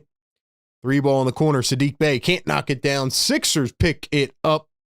Joel's up to 6 boards in this game. Sixers on a 7-0 run. Watford going to find Joel Embiid. Backing down Sadiq Bey now. 10 on the shot clock. Joel at the mid-range. And he throws it away. Turned over. Back to the Pelicans. Y'all are the best, man. Love the stream from Plano, Texas. Always here. Yo, much love, man. Real stuff, man. Thank you, guys. Thank you for being in this channel and this platform. I really appreciate it, man. Means more than you know. Also, I encourage every single one of you to hit that link that is pinned in the live chat and support us on all platforms. Let's keep growing, man. Let's keep booming. Big things on the way. 6:10 to go here in the second. Derek Queen up at the top, guarded by Dominic Barlow. 10 on the shot clock. Here's Derek Queen, going to kick it back to Sadiq Bey. Sadiq Bey turning and spinning and driving. Goes up and he is fouled. Shout out everybody in the chat, man. Get us to 300 likes before halftime. Let's go. Got to wake them up, man. Let's go, man.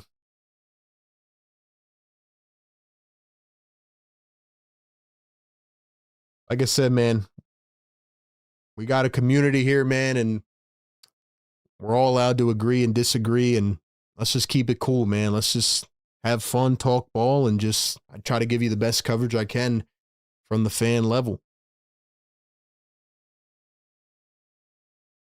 In the Shy, you made me a Sixers fan because your every game stream, Iverson was a ball hog, constantly carried the ball. Thank you for the love, man, and Iverson was a ball hog for sure. But he kind of had to be with how the team was built. Oubre misses the runner. Little turn spin floater. Couldn't get it. 5-point game. 5:38 to go here in the second. Here's the dribble. The kick out to the corner. Matkovic drives baseline. Out to Sadiq Bey. And his heel was on the line. Out of bounds.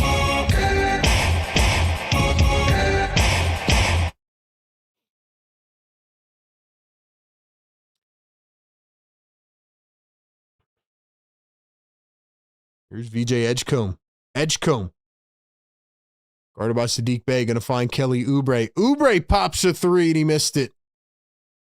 5:15 to go here in the second. And Barlow picks it up. Finds VJ Edgecombe. Edgecombe coming down the lane. One bouncer. Oubre lays it in. What a dime by VJ Edgecombe. Let's go, man. Busy B says, who was Iverson passed to? That's what I'm saying, man. That's what I'm saying. Derek Queen going to knock down a 3 in the corner. Pelicans just don't go away, just like the Kings. It's just back to back to back to back to back. Jared McCain going to find VJ Edgecombe. Now Joel Embiid. Joel going to turn, spin, goes up. And he's fouled. Dom says, I'm not going to keep entertaining it. Yeah, it's crazy, man. It's crazy, man.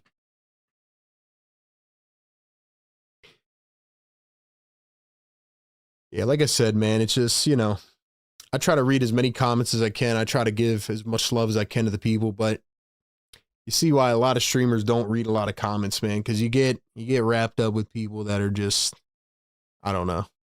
They're just all over.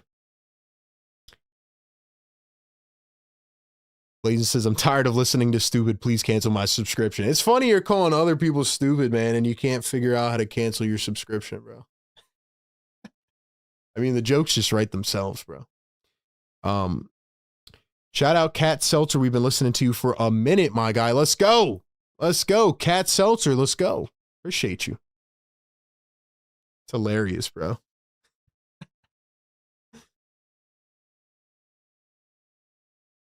Like I said, Blazin wants to go because he's on one tonight. It's on him, bro. I really don't care. Barlow drives the lane, floats it up, and knocks it down. Can the Sixers actually go up by double digits, man? Here's Saddiq Bey. Ooh, double spin against Barlow. Baseline floats it up. Wow. Wow, what a finish. That right there from Saddiq Bey shows me like his bag. Like Saddiq Bey is a very talented player. He just has been in the worst situations and he's just been hurt. Joel goes up and in, got the foul and one. Yes, Woo! sir. Let's go. Angry Bird says, let's get RB to 52.2. That's what I'm saying, man. We need 9 more. We need 9 more. Big Rud says, all fans are welcome here. Be respectful. Exactly, bro. Big Rud is a Chicago fan. He's been tuning into me for like years. We welcome everybody here, man. Like I said, I try to be respectful to everybody, but if you come in here acting a fool, you're going to be told that you're acting a fool. You know what I mean? Simple as that. Everybody's welcome here, man. This is the NBA community. Built by the fans. We take into account the voice of the fans, man. So it is now a 9-point game. Sixers, you are building too much of a lead. You're scaring me. We know the dreaded third quarter is coming, man. Here's a deep three from Saddiq Bey. Knocks down another one. Yo. I've always liked Saddiq Bey, man. I've always liked Saddiq Bey. Jared McCain for 3. Cha-ching! Dude. And there go the Pelicans, man. Dude, the Sixers are playing incredibly amazing offensively, and then they're just not playing defense. Bona goes up, but we got Bona with Embiid now? Missed it. Oubre slams it back. Pelicans really have no defense.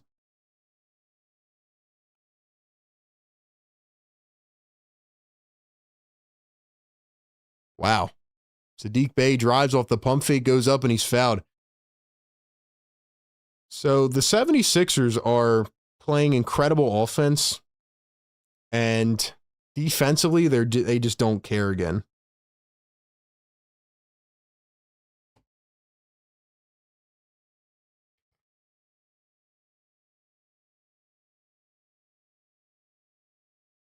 Rachel says, I like the energy of this game. Offensively, yeah. DeAndre Jordan. Yo, I did not remember that DeAndre Jordan was still in the NBA. He's on the Pelicans bench right now.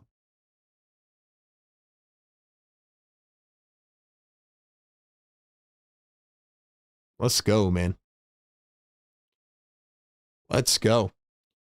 All right, ladies and gentlemen, before we get back into this game here, we got a timeout on the floor. Got to let you guys know about one of our other partners on the show over at Surfshark. Ladies and gentlemen, Surfshark is able to help you protect yourselves online. If you're ever worried about the safety and privacy of your data, then you got to check out our sponsor, Surfshark VPN. You got to look into getting a VPN. They allow you to virtually travel the world, browse privately by encrypting your internet activity, blocking ads and malware that get in your way, and more. If you're a gamer or someone else who likes to surf the web, then you can avoid any concern because Surfshark offers features like worldwide matchmaking, DDoS protection, close to as no lag as it gets. And when you're searching the web online, they have a clean web feature that blocks ads, trackers, and malware when you're connected to their VPN. It lets you surf the web ad and tracker free and stay safe online. And last but not least, their VPN is an email scam checker designed to help protect you from email scams and phishing attacks. I know somebody that just got hit with one of those. So they use artificial intelligence to analyze emails for signs of manipulation and suspicious content, and they flag them for you right away. So if you are interested in boosting your online safety and privacy today and securing your data, click our link down in the live chat. They offer so many more features than the ones I mentioned. And check out Surfshark VPN. Use code RB at checkout. Get 4 extra months of Surfshark VPN. It also comes with a 30-day money-back guarantee. Thank you to Surfshark VPN for supporting our show. And I'll tell you what, man, VPN can really change your life, man. Shout out to the VPN squad. Check out Surfshark. Surfshark blocking scams like Bona. I like that, man. That's a great tagline, Philly Shad. That's a great freaking tagline, man. I like it.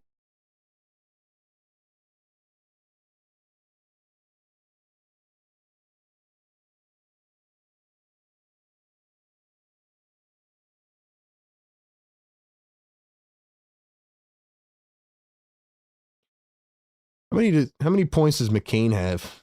He got 6. McCain's looking pretty good, man.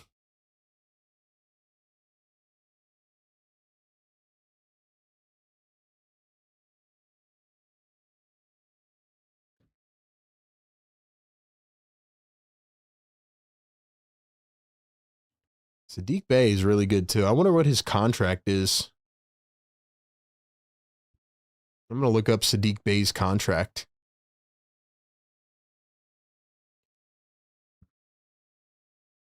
Thank you to the mods for dropping them in the chat as well. Shout out Mod Squad. Here's Maxey up top, guarded by Sadiq Bey. 2:20 to go here in the second. Joel at the nail, working against Derek Queen. I'm sorry, against Herb Jones. Puts it up through contact, and he's fouled. Joel to the line for 2 more. Angry Bird says, use Surfshark. It is goated. Yeah, it is. Shout out Surfshark, man. Links in the chat. What up, RB? Love your passion. Keep up the good work and let the haters hate. You know the deal, Peter. Appreciate it, man. Appreciate it, bro. Oh, yeah, that's what I was looking up. Sadiq Bey contract. Wonder if the Pelicans have talked about a few guys being available. I know V. Smisi, which is a little bit surprising to me that they would maybe trade him. He was pretty good last year. Dang, Sadiq Bey's on a really good contract, too. $6 million this year and next year. 6.1? Bro. I would really like Sadiq Bey on this team.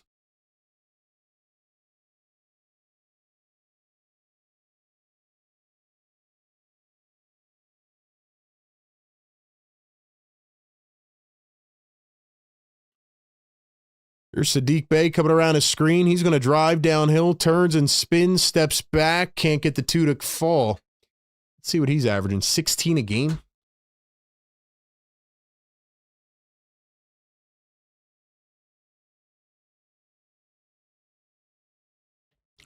Maxey going to find Edgecombe now. Joel in the post. Turns, spins, goes up. They call a foul again. Dang, man. Joel's literally unstoppable. Like, he will get to the line, bro. No matter what. No matter what. Do you think this is the year to go all in the East? It's wide open and trade the Clippers picks?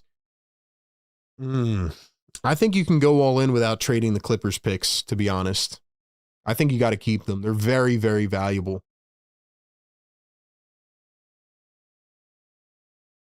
Because honestly, I think in a couple years, man, I think the Sixers could be looking in an even much better spot with those draft picks. I think you got to keep it. Maybe not the pick swap, but the pick, yeah. Guys, we got 550 people in the chat. Please do me a favor, hit the thumbs up and subscribe to the show. Helps us grow this brand and this platform. We give you this content every single game. Thank you for being here.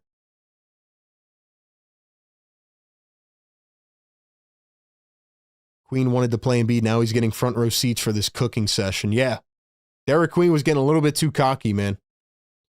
Here's Trey Murphy. Finds Sadiq Bey. Drives to the rim. Goes up. Smacked away by Bona. And saved by Oubre. What a play. Bona down the lane. And he missed the layup. Oh, man. That would have been a freaking play. Bey for 3. It's short. Dude, that would have been a highlight play. I don't know if Embiid and Bona both blocked that or what. Oubre lays it in down the lane. He's fouled and one. Yes, sir. Drop the ones in the chat. Drop the ones, man. Let's go. Edgecombe to Oubre. He lays it up and in. He's fouled by Sadiq Bey. Dude, the Sixers are cooking offensively. I know the Pelicans have a bad defense, but man. Pelicans are 27th in defensive rating. They're bad just like the Kings were. 65 points for the Sixers right now. Derek Queen finds Trey Murphy coming around a screen, steps back. Trey Murphy, high arcing triple. It's in and out. Oubre has it. Here comes Maxey. Sixers are just running the floor, man. Maxey going to find Joel. Joel drives the lane, goes up, missed it, and taps it back in. Let's go. Let's go. I got to find that Derek Queen quote about Joel Embiid. Hold on, let me find what he said, man. Guys, we are going to be here for the rest of the game and into our post-game show. We do it every single game, so make sure you tap in.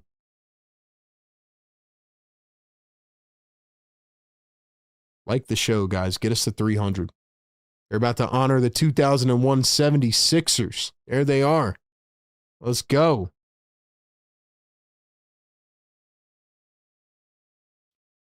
Murphy throws one down. So this is what Derek Queen said back on January 9th. He says, Bron guarded me, scored on him twice. Who else? Wemby, he's big as heck. AD and Jokic, of course. I'm just waiting for Joel Embiid. That's what Derek Queen said. Well, Joel is literally cooking you, Derek Queen. Sorry. Here's Joel Embiid. Embiid, pump fakes. Now puts it up. Left it short. And that will take us to halftime. Sixers lead it by 13 points at halftime. 67-54. Doing exactly what they should. It is halftime. Welcome in to the 76ers Game Day Live Show right here on Philly Take with RB, presented by National University. All right, man, we got to do what we do every halftime show. I'll open it up to the chat for one word. One word in the chat right now. How would you feel summarizing this game in one word? What's your one word? That's my thought.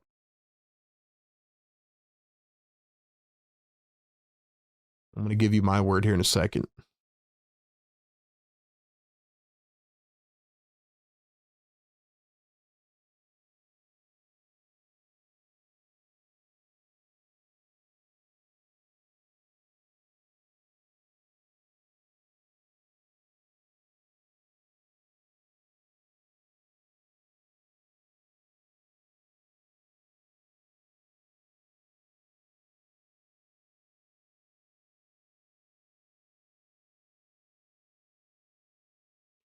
Shout out to Joel Embiid for cooking this guy, man.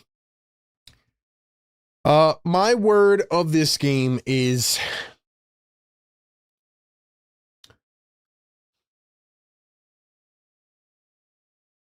I'm going to say professionalism.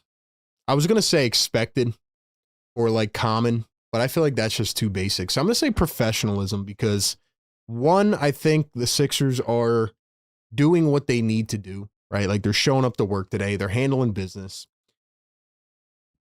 And I got my eye over here on the 2001 honoring ceremony of the team. But Sixers are just, they're just handling business. I also think professionalism because I think Joel needs to, or Derek Queen needs to learn, don't call out Joel Embiid or else you're going to get thrown around. So anyway, that's my word. My word is professionalism because that's what the Sixers are showing here tonight. All right, let's see what the chat has. Ballin', drugs, formidable, unstoppable, untenable, consistent, Embiid, Zion lists. Yeah, Zion really hasn't done anything in this game, right? 0 points at halftime. Let's see. Impressive, surprising, mediocre, saucy. Halftime show is going to have me teary-eyed. Shout out to the halftime show, man. Honoring the 0-1 team. Shout out AI, man. Heart. There's my one word for AI. Georgeless, advancing. Embiid 1, Queen 0. Domination, worryless. Yeah, business-like. Good word. Yeah, so that's where I'm at, man. That's where I'm at. This game so far is pretty much the Sixers handling business. Shout out Mark Zumoff, man. Looking good for your age, Mark. You're in good shape.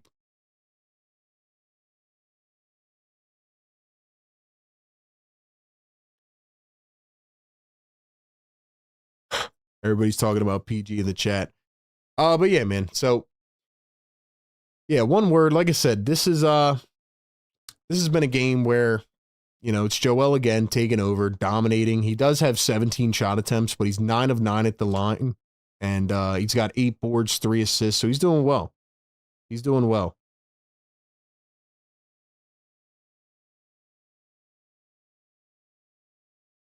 What else do I want to say about this halftime show? Let's see. Let's take a look at some stats. Let's take a look at some stats here.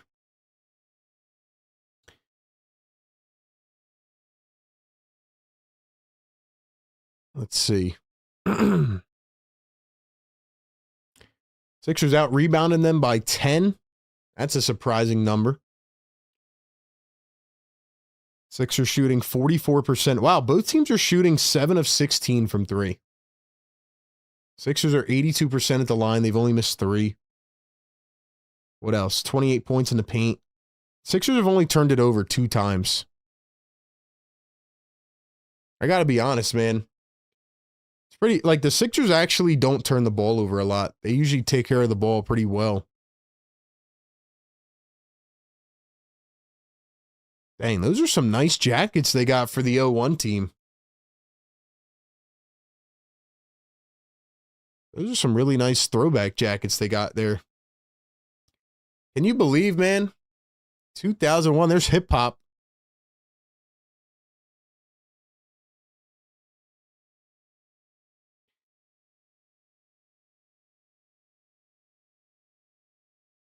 You guys might not like this opinion. I don't want anybody to get turned off by this opinion and go full, you know, crash out in the chat again. But does anybody else feel a little bit weird that they're honoring this team this much? Does anybody else feel that way, or is it just me? Like, this was a great team. They took over the city that year. Great vibes, right? I'm trying to think. I think they were really the only good team in the city. AI. But they also didn't win. What do you guys think about that? Give me your thoughts on that in the chat.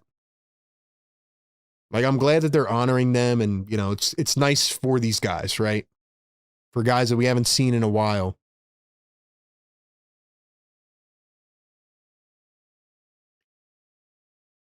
I just feel like we're honoring like a championship team, you know, like 25th anniversary of a championship team, you know, but like, I don't know. What do you guys think?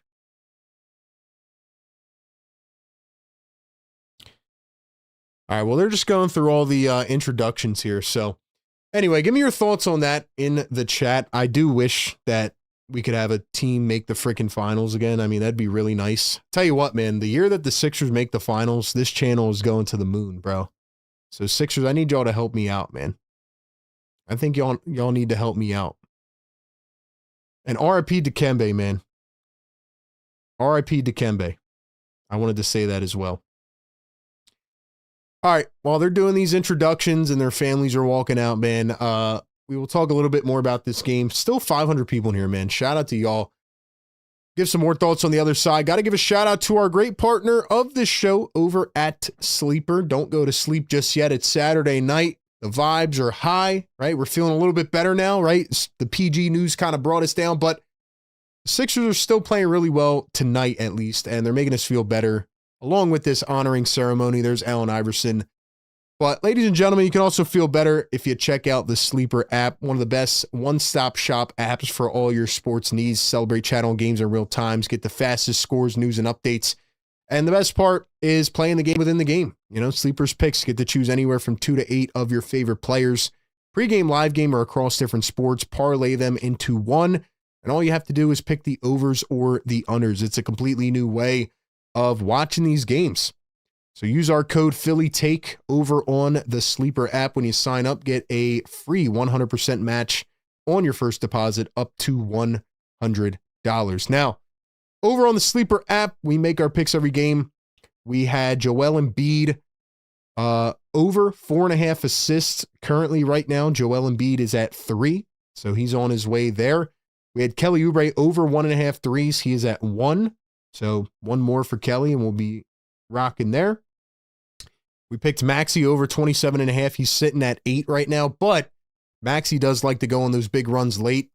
And we had VJ Edgecombe over 13.5, and he is currently at 5. So looking pretty good with the picks right now. We'll see what happens come the second half. Go check out the app, parlay some picks, and let's see what we can do in the second half, man. We'll revisit in the post-game show. Shout out to our great partners over at Sleeper. Please gamble responsibly. Terms and conditions apply. See Sleeper's terms of use for details. Operational in over 25 states. All right, ladies and gentlemen, we are back here on the Game Day Live show. Usually I take a little halftime break, but I want to hear what Zoom Off is saying over here. See what they're honoring here. Let's see. Not a bad opinion, RB. I think some of these guys should have got paid a little more so they could spend more money on those guys. It's the least they can do. Give them praise. Billy Shad says they need to do it more. Only team that made it past the second round. Yeah, I mean, again, it was a special team. It was a fun ride. I feel like it's more of a Jersey thing. Maybe I'm wrong. Again, don't crash out in the chat and start taking jabs at me just because I give my opinion. But I'm just being honest. Like, I don't want to sound rude. I just, when I think back to teams, I don't think about the Phillies World Series team that lost in 2009, right? I loved the Phillies growing up. I'm like diehard Phillies, right?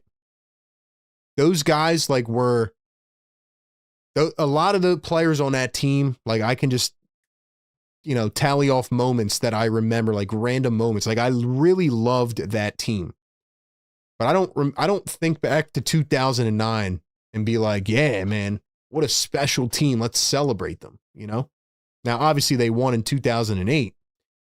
So I don't know. It's hard. You know what I mean? I feel like they're celebrating Allen Iverson. That's what I feel like.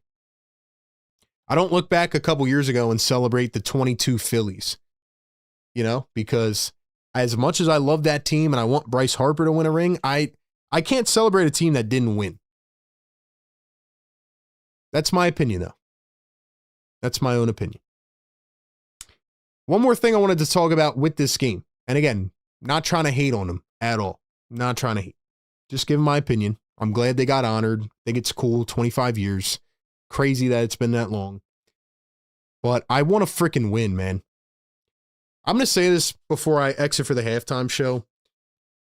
If this current version of the Sixers team ever won the championship, do you know how great the documentary would be?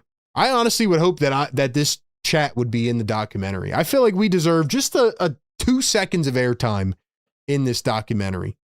But imagine Joel Embiid hoisting that Larry O'Brien after everything he's been through. Imagine, Tyrese Maxey and just Andre Drummond winning a ring. It would just be wild. Especially after last year, seeing what happened, seeing the Ben Simmons, Tobias Harris days and Al Horford and all that, to go to win a chip, it would be insane. It would be insane. I know everybody's all, this is obviously an Eagles town, but there's a lot of people in this town that feel like they have no coverage or outlet with the Sixers. That's why I try to really make this special for Sixer fans. We got to take this city back because people act like the Sixers don't have a rich history in this town. They absolutely do. If you run into some Sixer diehards, man, they love this freaking franchise. As much as this franchise slaps you in the face. I had someone I was talking to the other day, and you know how they described this team to me? They said the Sixers are like the ugly stepchild. And I was like, wow. But anyway, yeah, man, we need a Sixers championship. But there are some Sixer diehards that are way older than I am that can recount stories from 1982 and 85 and 90. And like, there's a lot of basketball history in this town, man. I'm just being honest. And nobody will ever talk about it, like, because of how the team is run now. So anyway, I'm just babbling. Yeah.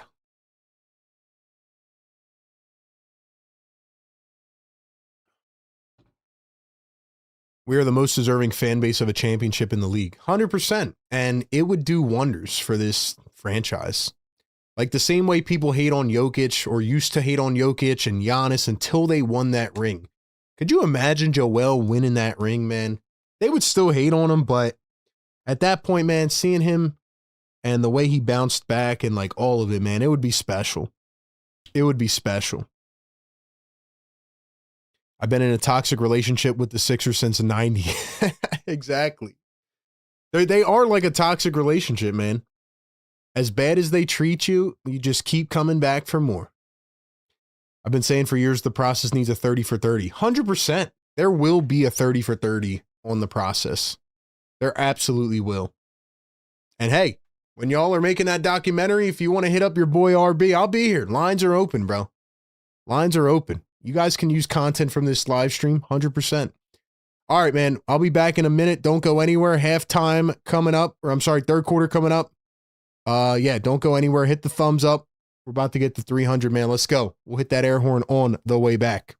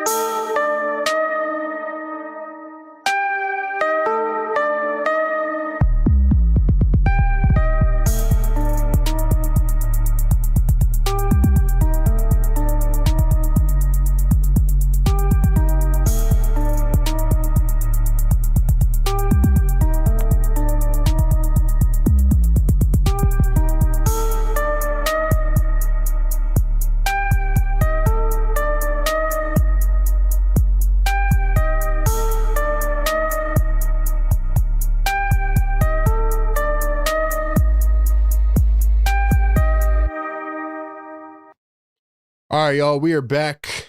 My apologies. We missed a minute and a half. Sixers lead it by 11. Don't think much happened anyway. Joel finds Maxey driving baseline. Maxey kicks it out up top. VJ, oh, what a dime. Oubre for three. Cha-ching. Oh, my gosh. Oh, my gosh. Yo, VJ might have just had the dime of the year. And then the Pelicans tried to throw an oop, and Murphy couldn't throw it down. Oh, my gosh. Three from VJ, no good. Dude, that might have been the assist of the year right there. Holy crap. Here's Derek Queen. Dribble, drive, turn, spin, fade. Blocked by Joel Embiid. Let's go. Sixers bringing it up the floor. Maxey a step back three. It's off. Pelicans get the board. Yo. Trey Murphy driving the lane, goes up. He's fouled and one.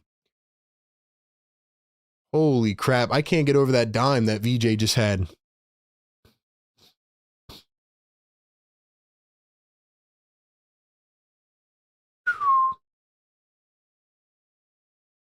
Oh my gosh.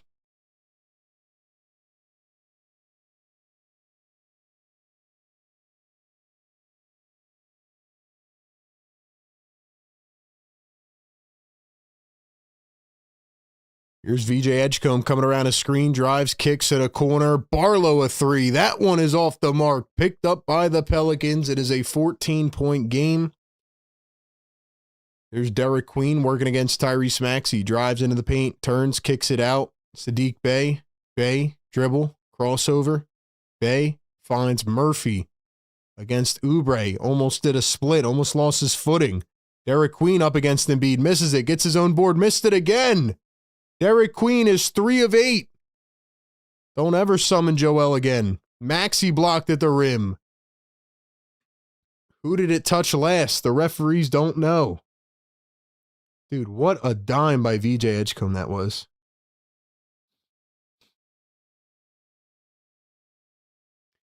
So anyway, to start the half, because I missed a minute, let's see what happened. So we had Sadiq Bey hit a three-pointer. Then we had Trey Murphy hit a two-pointer. Then we had Oubre hit a three. And then Oubre hit another three. So Kelly Oubre hit back-to-back threes. Let's go. Derek Queen's complaining to the referees. Hey, Derek Queen, I like your game, man. I do. But next time, don't get so cocky. Don't get so cocky. Here's the quote that Derek Queen said back on January 9th. He said, Bron guarded me, scored on him twice.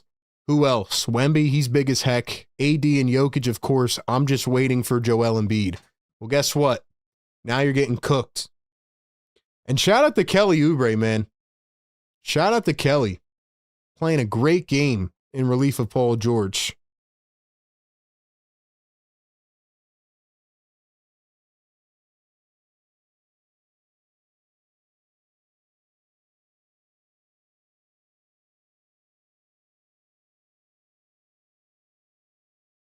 Kelly's playing his ass off right now. Shout out Kelly Oubre, man. Ladies and gentlemen, we got 300 likes in the chat. Let's go. Let's go. Drop the yes, sirs.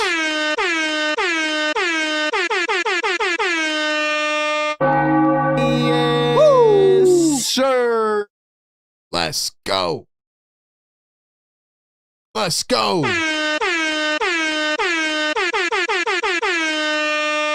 Karen says it sounds like when you say his name, Dairy Queen. Dang, my fault, man. Am I not saying his name correctly? Derek? Derek Queen? Derek Queen? It's because he has that, like that same sound. If you think about it, it's pretty odd. The end of his name and the beginning of his first name is like the same sound. It's pretty interesting if you think about it. I wonder who else has a name like that.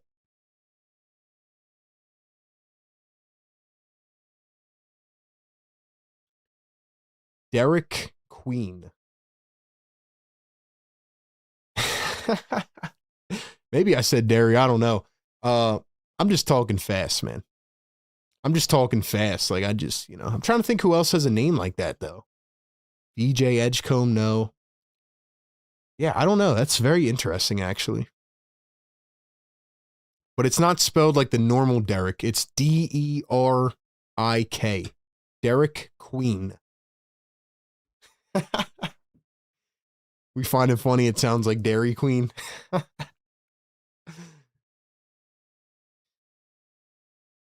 I do like Derek Queen, though. I do like him, though. But he's a little bit too cocky. A little bit too cocky. He's got to get humbled.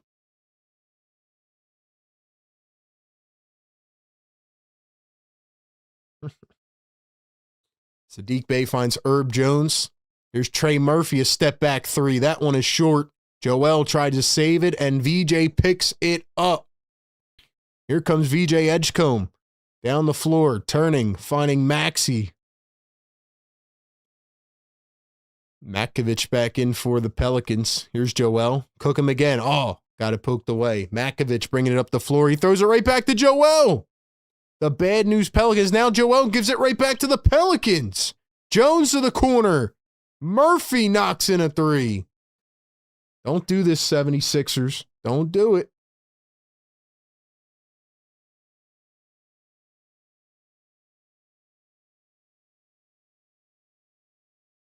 VJ Edgecombe working. Finds Tyrese Maxey. There's Joel Embiid. Joel, Maxey. Over to VJ. 6 on the shot clock. VJ dribbling, driving downhill. VJ all the way. Goes up. Draws the foul. Count it and one. And one. Yes, sir. Guys, wait till I call it in the chat, man. 520 people in the chat. Get us to 500 likes. Don Boyle, $2 super chat says we need to extend the lead. We are a little sloppy right now. Yeah, I'd feel more comfortable with like a 20-point lead, you know? I'd feel comfortable with a 20-point lead. It's hard for me to feel comfortable at all. Here's Saddiq Bey coming around a screen. Drives, turns, spins, turns the corner against Embiid, up and in. Saddiq Bey up to 18 on the night. Playing really well.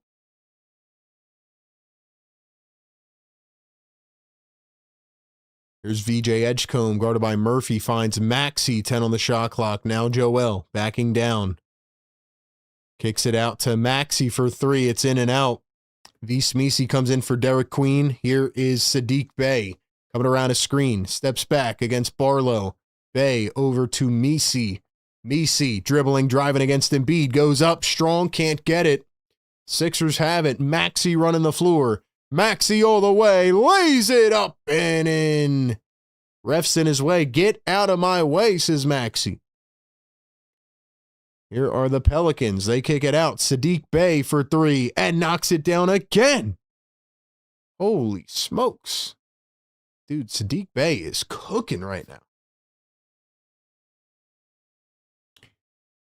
Tyrese Maxey at the top finds Joel Embiid. 5:40 to go in the third. Joel turns, kicks. Oubre, wide open corner three. Can't answer.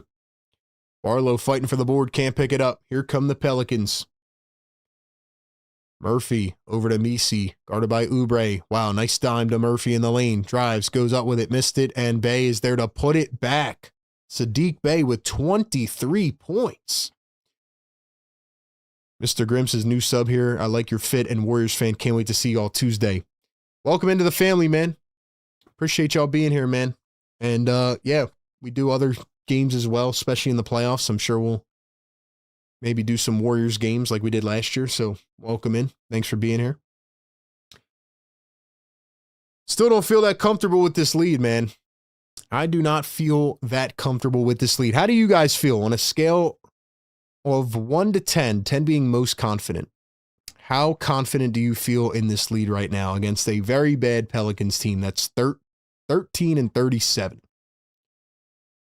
The only thing I do feel comfortable in right now is our great partner of the show, and that is National University. Got to give them a huge shout out, man. If you're someone out there working a job, maybe you don't like it that much, and you're like, I want to get that promotion. I want to level up. I want to go take my skills to the next level, but I don't have the time, maybe the energy, money to go back to school.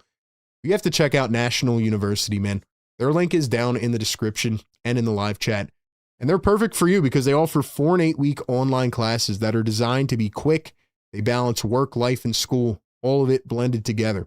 You get to start sooner, finish faster. National University, as one of the largest private nonprofit universities in the U.S., has 50,000 students, a 50-year history of innovative learning, and over 150 degree programs to choose from. And right now, they are offering the newest Year of You scholarship, which is running until the end of March. And if you apply and are accepted, you can get up to $6,000 annually towards your bachelor's or master's degree. So check out National University, man. They can help you meet their goals and your goals as well. Shout out to Big NU, man, and check them out down below. And yeah, man, go apply for that new scholarship. Appreciate them. National University, where you can juggle school and everything else life has to offer all together. Click their link down in the description. Check out their flexible online schooling programs. Tell you what, man, Derek Queen, not Dairy Queen, Derek Queen, he's getting schooled by Joel Embiid right now. He is. He's getting taken to school. Teacher and student style. Joel's like, listen, I'm going to show you how to do a little post hook. I'm going to dominate you real quick. I got you. Hopefully that doesn't turn around to bite me, but I'd say I have like a level of confidence, maybe like a 6 or 7 right now. I wish I could say 10, but I just don't feel comfortable with leads, man. I really don't.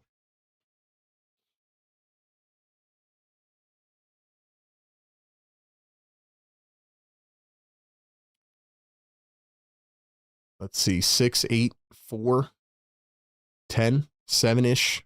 Pelicans aren't good, so we should be okay. Hopefully. I mean, the Kings weren't good. Saw what they did last game.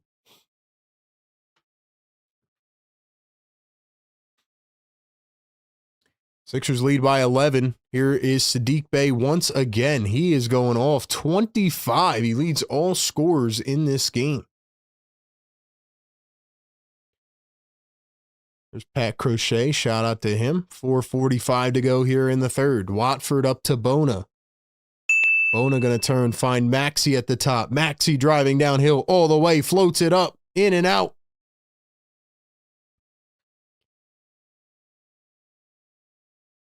Here's a 3 ball from Jeremiah Fears back in the game, missed it, and it's rebounded by VJ Edgecombe. So Embiid is on the bench. Maxey stays in.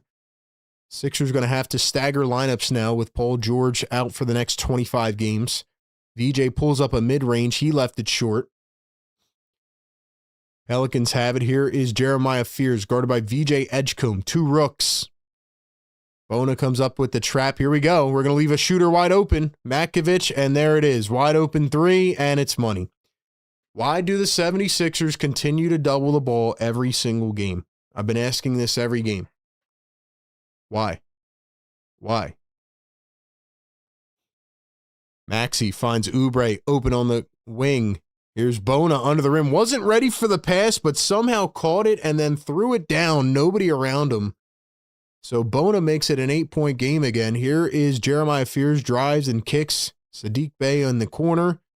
Goes downhill, poked away by Maxey. Nice defense. Pelicans get it back, though. Here's Trey Murphy, the sidestep, finds Matkovic. Matkovic to Murphy, goes up, blocked by Adem Bona. VJ throws it up the floor to a leading Bona. Bona all the way. He dribbled it off his foot. Bona had a chance for a fast break slam, and he dribbled it off his foot, and it goes out of bounds. So it is going back.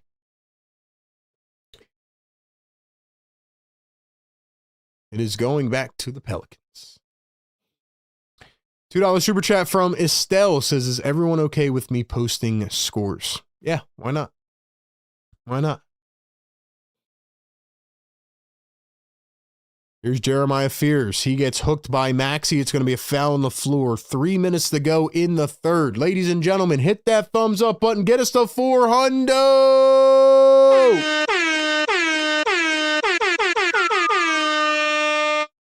Let's go. Zion Williamson, by the way, 0 points in 21 minutes. 0 points in 21 minutes. Here's the drive, the layup, and it's good again. See, this is why I'm not confident, man. This is why I'm not confident. 6-point game. Here's Maxey backing down Fears. Maxey up top to Grimes, who's back in now.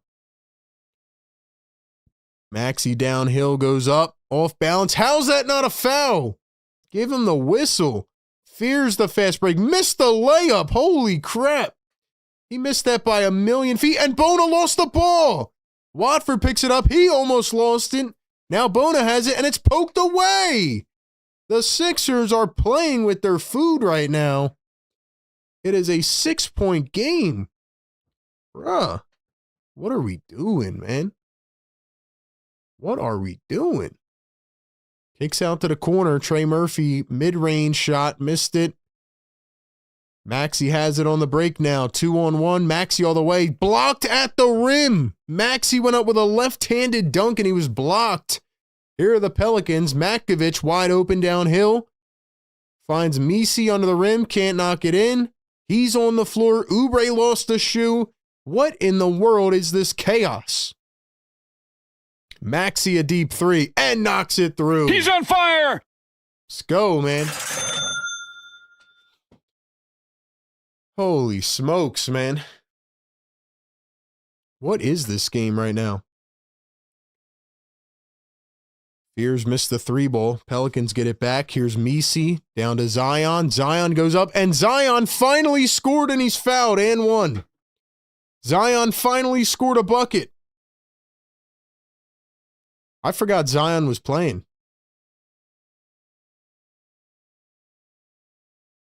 I honestly forgot Zion was playing.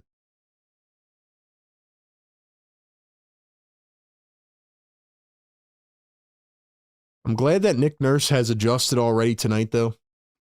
Like seeing how he's like managing the rotations right now. This is what he has to do in terms of the Maxey and Embiid lineups. I still think Drummond should be playing. I don't understand why he's not. But regardless, that's where we're at.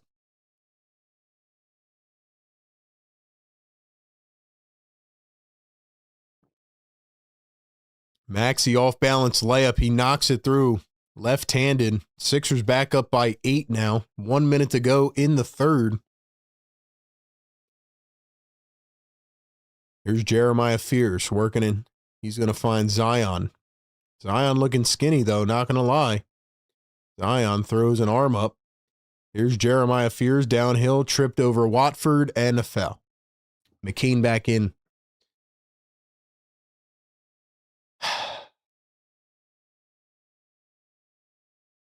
And we got a spammer in the chat.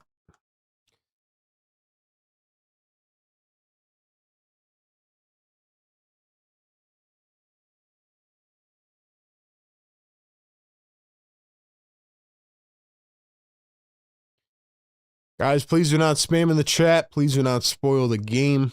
Those are the rules we have. Crazy how Zion has been a non-factor in the NBA. I wouldn't say he's been a non-factor, but definitely has not lived up to his hype. That's for sure.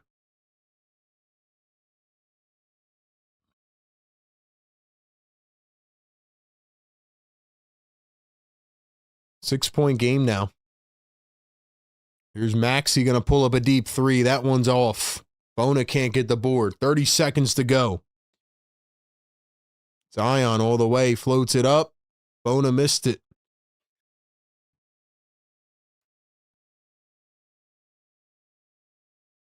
Here's Trendon Watford. Watford working against Zion. 10 seconds to go here in the third. Watford dribbling, driving downhill, goes all the way up and blocked by Misi. 2 seconds. McCain has it. McCain at the buzzer and left it short.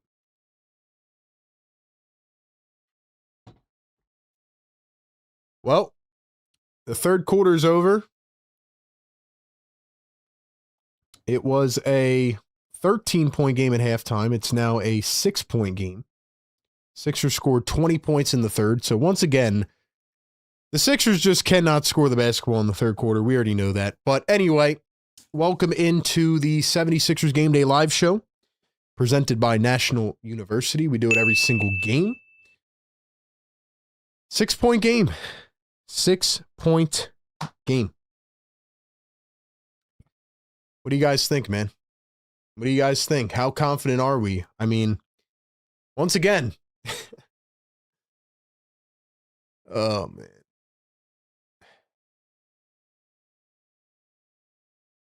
I said at the beginning of the game that this was going to come down to the wire. I said it was going to be a cardiac game.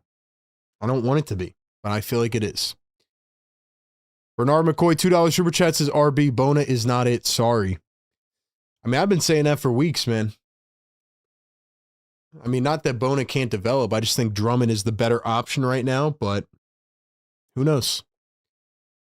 I just feel like this is what happens every game. Yo, stop with the spamming, man. Or else you're going to get timed out for good. This is your last warning.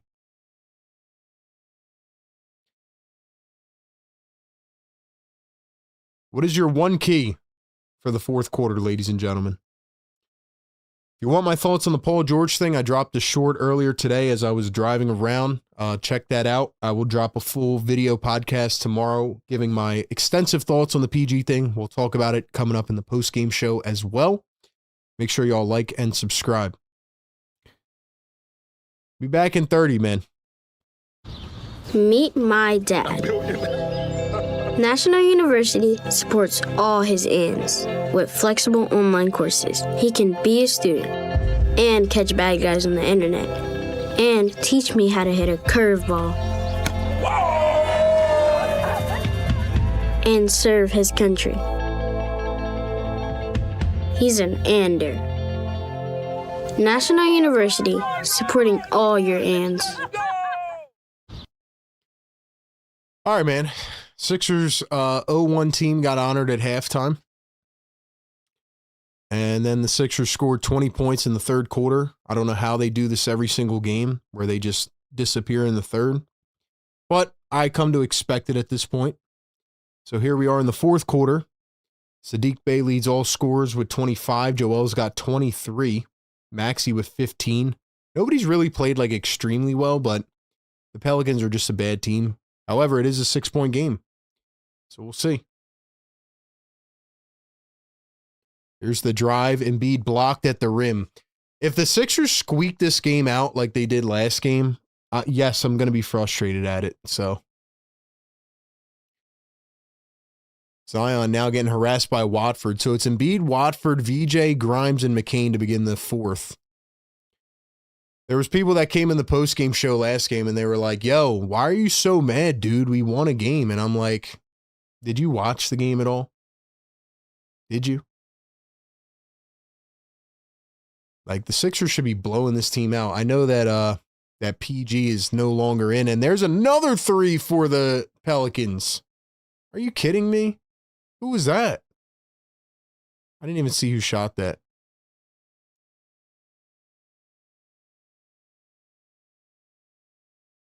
I think that was Trey Murphy. And now the Sixers going to answer with a 3 of their own. Trendon Watford. Here's Zion Williamson. Dribbling, driving. Zion. And now he is fouled by Watford. I just want to say, man, and I know I say this every show, so you probably get tired of hearing it, but I just want to say thank you to everybody who has constantly tuned into this season and just supports what I do, not only on this platform, but all other socials and, you know, comments on the Instagram Reels and TikTok and Facebook. Like, I really appreciate that, man. So thank you. And now another foul. Zion finally kind of woke up. I mean, Zion has been sleeping, man. But now Zion's finally getting up a little bit.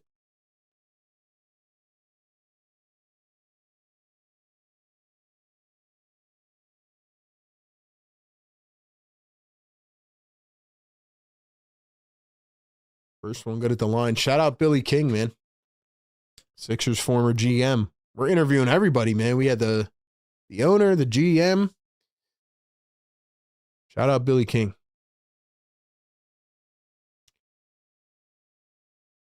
Bro, it was Jared, not Watford. Pay attention.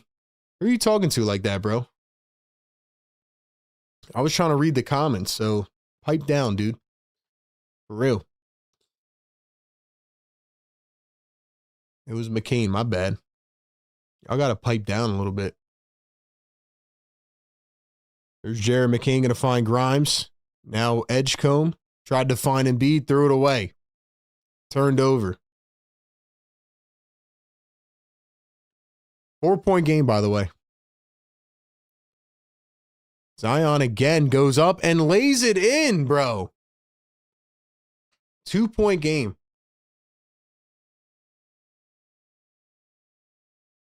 There's Jared McCain going to find Joel Embiid. McCain up at the top, dribbling, driving, kicks it back to Joel. Joel for three. Cha-ching! And he's in here spamming again. All right, dude. You're getting hid from the channel. Sorry, buddy.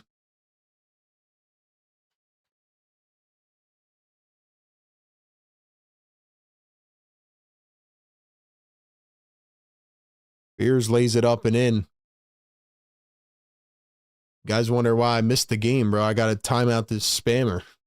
Dude keeps coming in here with all these different accounts. There's Joel Embiid working against Smisi. Puts it up, in and out. 3-point game now. I do not feel good about this game right now. Zion drives the lane and he's fouled.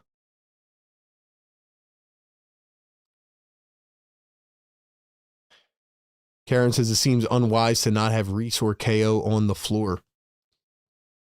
I just think Nurse is in a tough spot right now with these lineups. And I know people don't want to hear that, but Nurse has been dealt a very tough hand time and time again. It's like, who do how do you manage this now? Zion misses the free throw. Let's go. RB, how come we can't see his comments? I don't know. Is your go up to the top, make sure all live chat is selected.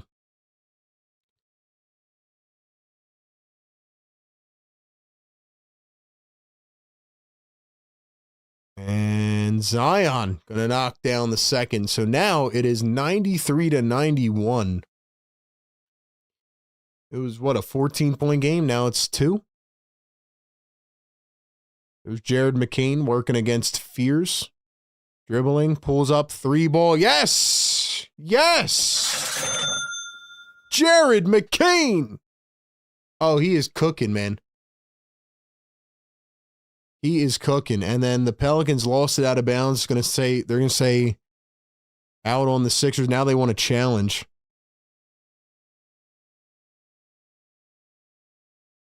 Dude, McCain is looking good right now.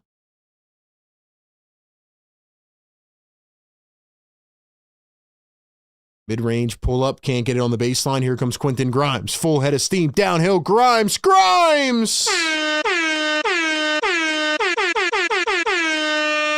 Woo! Grimes making a layup. Smisi drives the lane, blows right by Embiid. So an easy bucket. We have to play defense, Joe. We have to play defense. Guys, 650 people in here. Hit the like button right now. Get us to 500. Let's go. Thank you for being here. We do this every single game. Here's Joel Embiid against Smisi. Drives. Try to step into a foul. Kicks back to VJ. Now Joel. Joel backing him down. Joel against Misi. Puts it up and left it short. Here come the Pelicans. It's Jose Alvarado. He chucks a wide open 3. And it's in and out. And Joel had it stolen away. Joel's arguing with the referee instead of playing defense. Joel, what are you doing? And we got another foul on the Sixers. Nurse can't believe it. Joel is right in the ref's face. Joel thought he wanted or thought he had a foul. Nurse is right in the ref's face, and now Nurse just got teed up. And now Nurse just got a tech.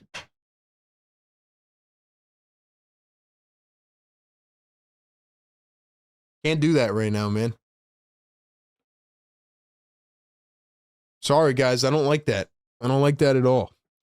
Joel thought he was fouled, so he literally stopped mid-play to argue with the ref. Then the Pelicans missed the layup, and then Joel got called for a foul after that, and then Nurse got a technical. Now, I'm not saying the ref isn't wrong, because he is. Joel absolutely got hacked. Should have been a foul. Don't know how that's not called a foul. It's ridiculous. But we got to wake up. Zion going to knock down the first. We just can't afford a technical right now.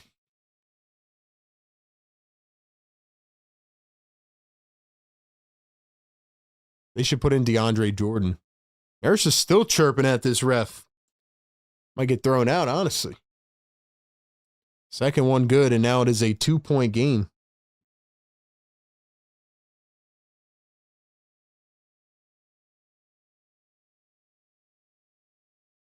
Joel going to turn, float it up, and in.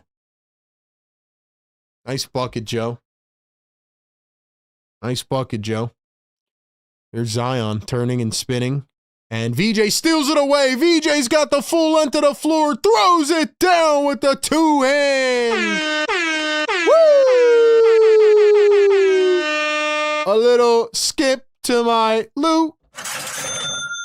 VJ Edgecombe, Edgecombe, Edgecombe. 675 people in here. Let's go. Where's my channel members at? Drop those VJ emojis.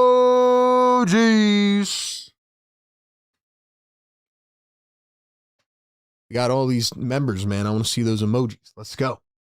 686 people in the chat. Get us to 500. We do this every game, man. Pre-game, live game, post-game. It's RB in the community. Let's go. Fire us up, Nick Nurse. Yeah.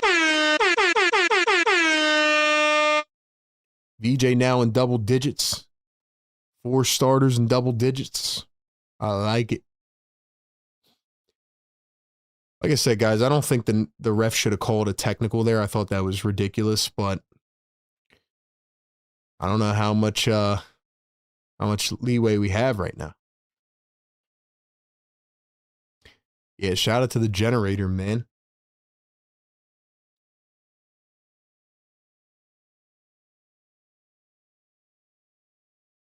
Well, now I know why the Pelicans are 13-37, because you look at their team and it's like, man, like pretty good talent, you know?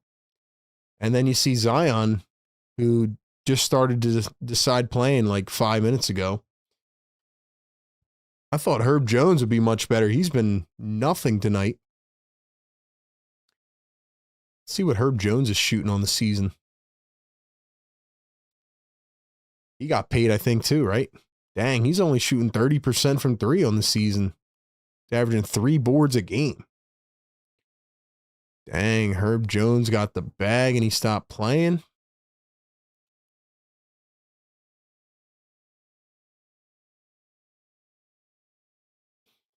I forgot that the Pelicans also fired their coach, right? Yeah, they fired him when they were 2-10. Forgot about that. James Borrego is the interim. Borrego was the coach of the Hornets when they made that, I think, a play-in run, right?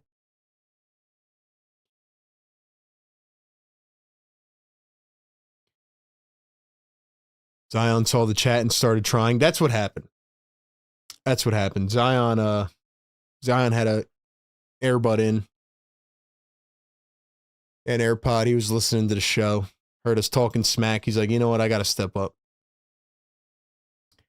Shout out Clint dropping the VJ emoji. Philly Shad, Marsha McCollum. Let's go. Let's go, man. YPF, what's good? Collins, what's up? What's up, Collins? Dom says should be at 600 likes. Come on. Yeah, we should. We're not even at 400 yet, man. It's all good.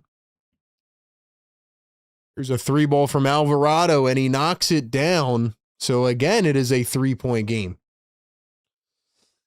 Why do they have to make this so hard, man? Why do they have to make it so hard? 7:07 here in the fourth. Maxey to Joel. Joel turns, puts it up, got it, and one! And one! Woo! Yes, sir. Yo, Joel's playing like an MVP. Can we drop MVPs? Guy goes for 30 every game. Every game, bro.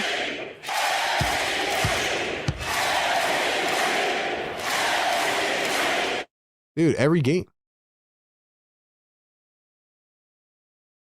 Jeez.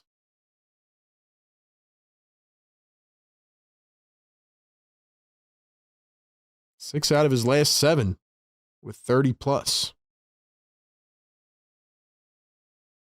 3-ball from the Pelicans. Are you kidding me, bro? Are you kidding me?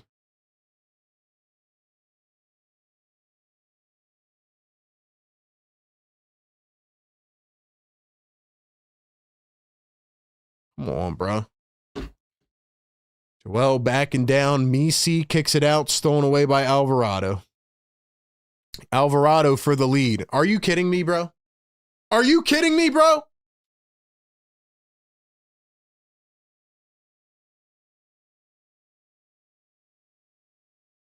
VJ pops a 3. What are we doing, bro? What are we doing? Here goes the blood pressure. Against the freaking Pelicans, bro. Against the Pelicans and the Kings. Like, what are we doing, bro? And another bucket for Sadiq Bey. He's got 30.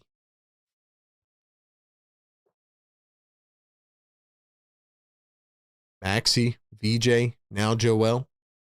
Joel to Maxey, 2-man game. Maxey steps back, finds Joel. Joel, we need it for 3. He hits it, ties it up, 107 to 107.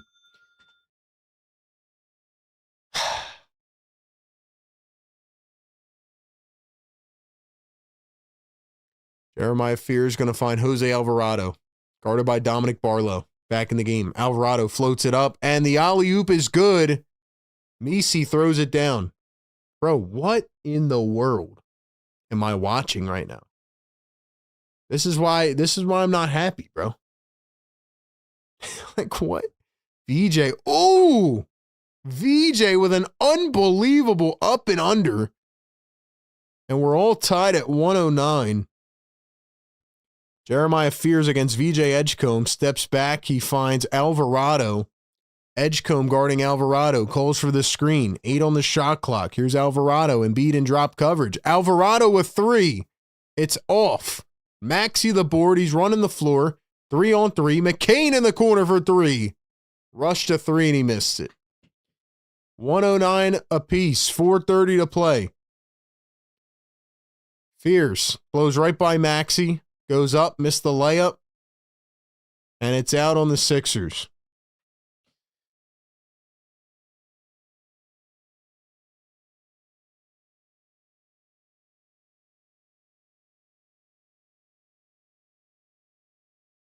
$770 people in the live chat. Like the show, subscribe to the show. No spoilers in the chat.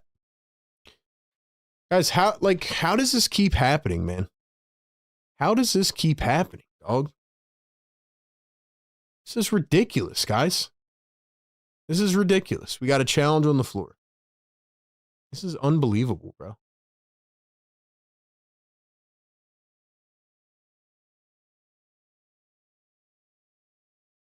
This is unbelievable.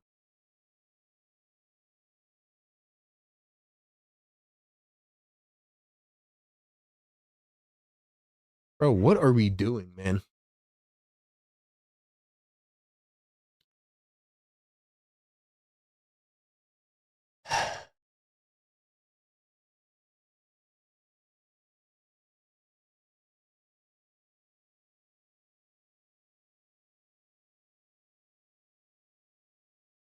I just don't get it, bro. I don't. Guys, one more shout out to our great partners over at National University. Did you know that 1 in 3 college students right now have considered pausing their degree, many citing emotional stress as challenges for key reasons, just like I'm going through right now with this damn basketball team? Well, NU offers the Peer Navigator Network, free virtual mental health counseling, and one-on-one support for life challenges. They also have a 50-year history of innovative learning and support models for working and non-traditional students. They will help you live your life and achieve your goals. With National University, you can be a busy worker, person, or learner and a successful student all at the same time. With the most comprehensive degree and program options in the U.S. for working students and non-traditional students, with 4 and 8 week online classes, they will give you all the resources that you need to thrive in your academic career. Last year, they awarded $50 million in scholarships. So check out their new Year of You scholarship. Get up to $6,000 per year on your bachelor's or master's degree. Shout out to National University, a proud partner of Philly Take with RB for the last 2 years. Guys, I'm trying to figure out what is like, how do the Sixers keep doing this, bro? How does this keep happening? This is probably going to be another, hold on, let's see what they call this.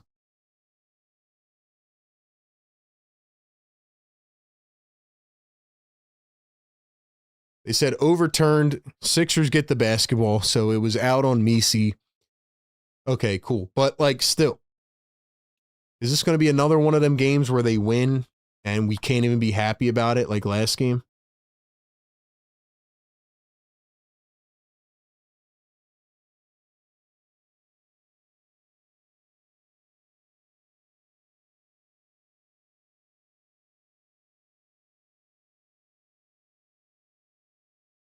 Four minutes to go. Here's Joel Embiid. Embiid looking for Maxey. Maxey on the ground. Now Maxey has it against Sadiq Bey. Coming around a screen. Maxey looking, dribbling, driving, downhill, floats it up. Blocked into the ground by Messi. Maxey wanted the foul. He didn't get it. 1.6 on the shot clock. Maxey's complaining he wanted the whistle. Maybe a goaltend. I don't know. Here's the inbound. And we have a foul on the Pelicans. Busy Bee says this is going to be an annoying win. How do you guys feel, man? Because I just, again, like, I know people are going to be in the chat right now like, oh, you know, you're just hating. Like, no, I'm not, man. It's hard for me to get up about this type of game. Like, Pelicans are one of the worst teams in the NBA. So no goaltending, nothing. We got a fresh 14. Here's Maxey trying to find Embiid. Embiid posting up against Messi. You notice how they're not playing Derek Queen anymore. He was getting cooked. Embiid step back, got it off a foot.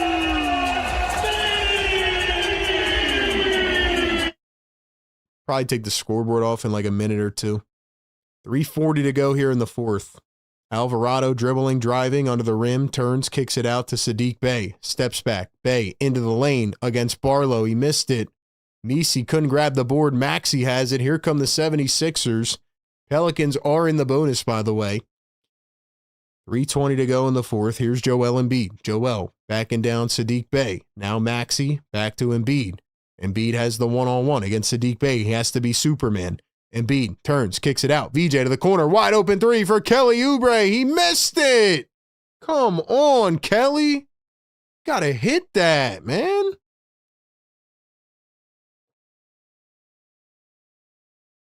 Giving this team too many chances to stay in this game. Trey Murphy against Joel Embiid. He drives. He kicks. Alvarado the lead. It's short. 2:40 to go. Maxey on the break finds Barlow with the slam. Sixers lead it by 4. 2:30 to play. Let's go. 930 people in the chat. Hit the like button for your boy one time. Here's Sadiq Bey at the top, guarded by Dominic Barlow, coming around a screen. He's going to drive downhill. Bey into the lane, kicks out. Alvarado, corner 3. He missed it. Let's go. Let's go. Give me the money, bro. Come on, 2 minutes to play. Ooh, nice dribble move there by Maxey. 10 on the shot clock. Joel gets doubled and fouled by Alvarado. Let's go. Fires in the chat. Fires in the chat, man.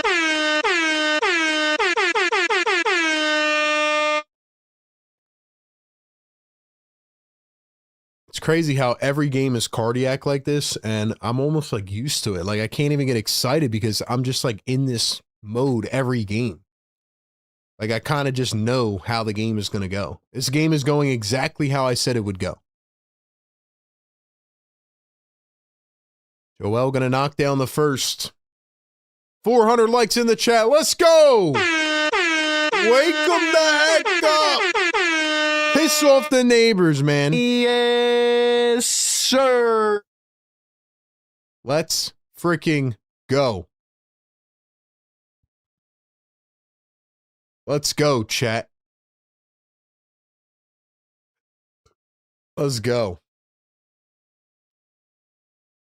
Joel going to miss the second free throw. It's a 5-point game. 1:48 to go. Let's go, man. 1:39 to go. Here's the dribble, the reverse lay, up and under for Saddiq Bey. He is up to 32 points. Take a deep breath, everybody. 3-point game. 1:30 to go. Here we go. Hit the like button. Get us to 500. Let's go. Here's Tyrese Maxey, guarded by Herb Jones. Maxey going to step back against Messi and knocks it down. What a shot by Tyrese.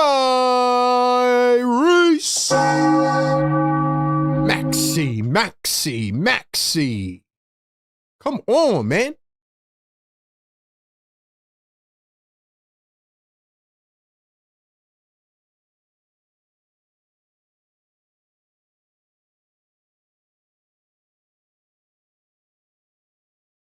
Let's go, man.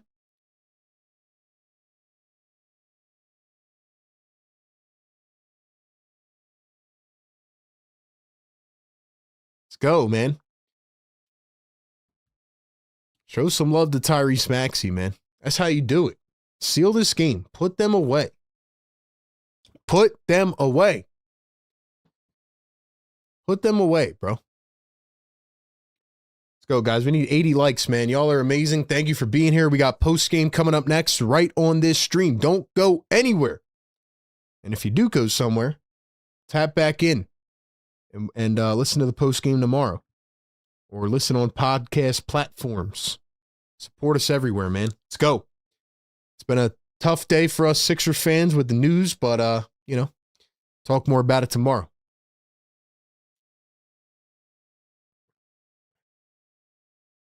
Let's put this Pelicans team away, man. Joel, just another incredible game, by the way. He's got a double-double. Joel Hans Embiid. Joel Hans.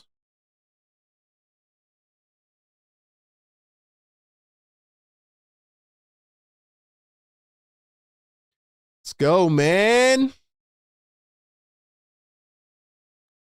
13-4 run for the Sixers. Can they finish them off? Here's Saddiq Bey, the inbound. He's been cooking tonight. Can you stop him? Oubre guarding, point of attack. Bey goes all the way, lays it in again. 4-point game, bruh.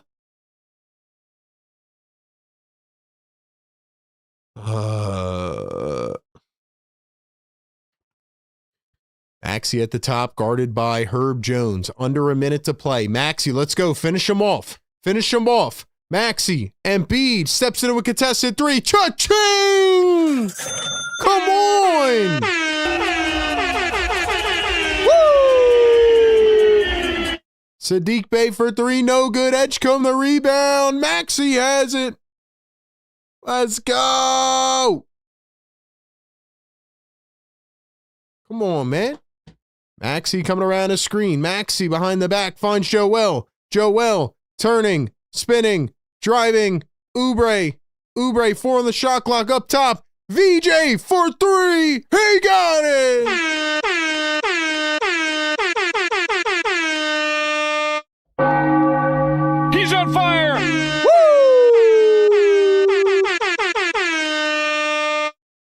Yes, sir. Wake 'em up. Hold up, bruh. Hold up, man. Hold up, man. Hold up, man. Sixers are going to win?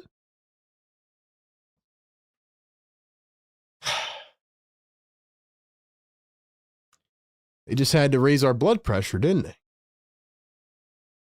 They just had to raise our blood pressure a little bit, but let's go, man. That's how you finish it off. What was that, a 19-4 run? The end of the game? Every game's cardiac, man. Let's go, guys. Like the show. Hit the subscribe button. Let's go. Hit that thumbs up, man. Hit that thumbs up, man. I am RB. We do this every single game. Welcome in. Joel Embiid once again just absolutely dominating, bro. Dominating. When do we start putting Joel in the MVP convo? I'm asking for a friend. When do we start putting him in the MVP convo?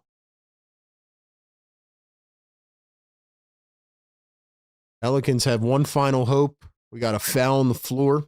It's going to result in free throws. 2 blocks for Joel tonight. He did have 5 turnovers, but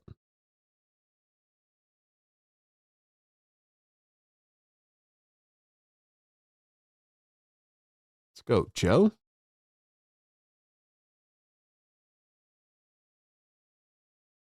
First one good at the line for Zion. Barring anything crazy here, the Sixers should be able to close this game out.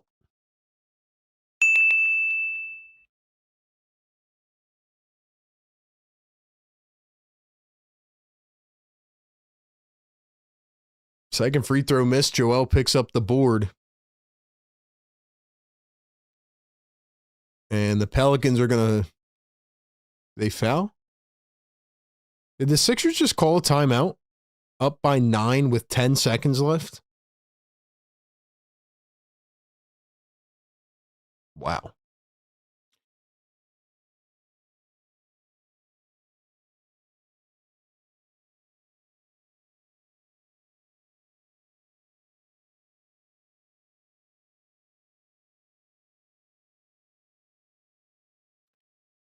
Joel Embiid, man.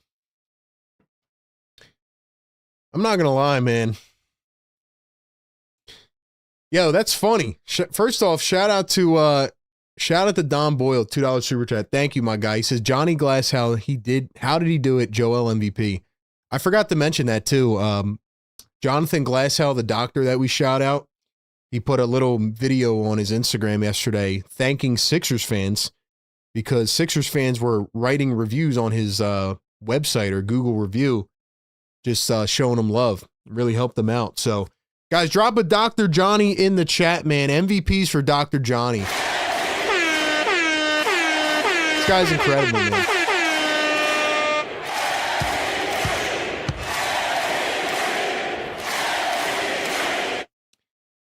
Dave, Joel's been doing this for like 10 to 15 games now, so your point is not valid. Dude, let's go, man. Joel's playing out of his mind. And shout out Dr. Johnny, man. He was at the game the other night. Yeah, this guy's getting a lot of love in Philly. Now Nick Nurse is arguing with the referee. What is Nick Nurse arguing about? No offense, bro. We got 10 seconds left in the game, bro. Did we just turn it over? I guess the Sixers turned it over. Who knows? And now they steal it away. So there we go. There we go. Did Joel just get fouled? Oh, I'm sorry. I'm sorry. Thought the game was over. Now he's going to probably get 40. Give me 40, Joe. Give me 40, bro. Come on, man. Come on, man.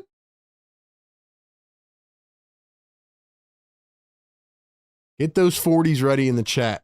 Get those 40s ready in the chat, man. Come on, bro. Come on, bro. First one is good. First 40-point game of the year.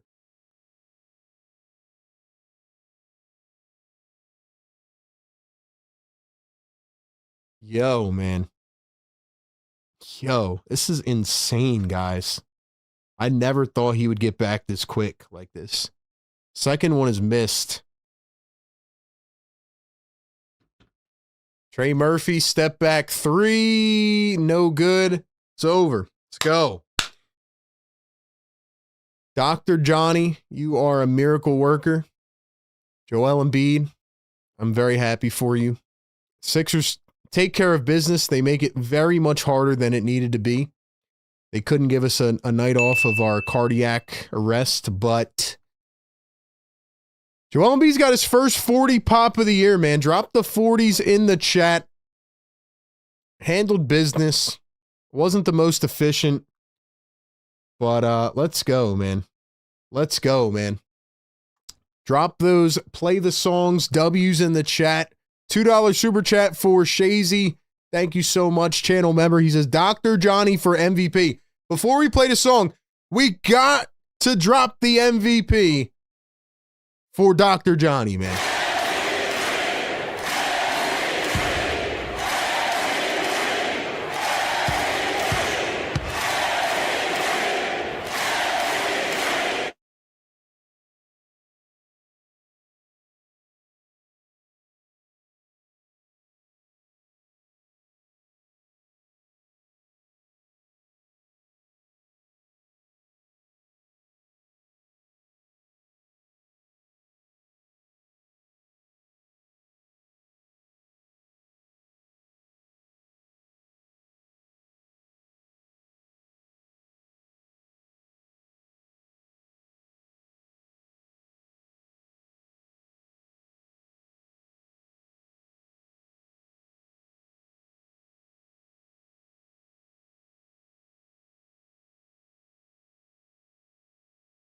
Ladies and gentlemen, I'm really just trying to enjoy the feeling of this, you know? I'm trying to really enjoy the feeling of this. There's DeAndre Jordan. Was that Corey Brewer? Hold up, bro. Was that Corey Brewer? Is he a coach on the Pelicans staff? Only legends remember Corey Brewer. He is a coach with the Pelicans. Holy crap, man. Oh my gosh. Shout out to Corey Brewer, man. Listen. Podcast P is not with us for the next 25 games, but the Sixers handle business. And Joel Embiid, I don't care about Paul George right now. I don't care about anything else that happened today. I'm really trying to enjoy this, man. You never know what's going to happen next. You really don't, right?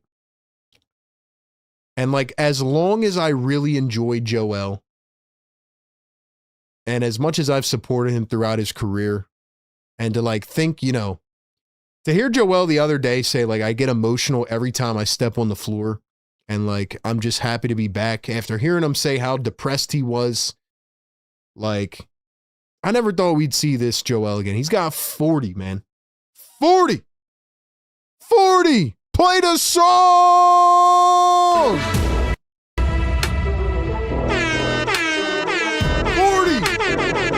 Yes, sir. Woo!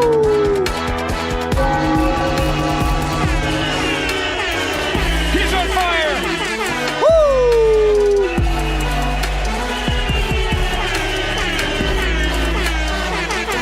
Yeah! Yeah!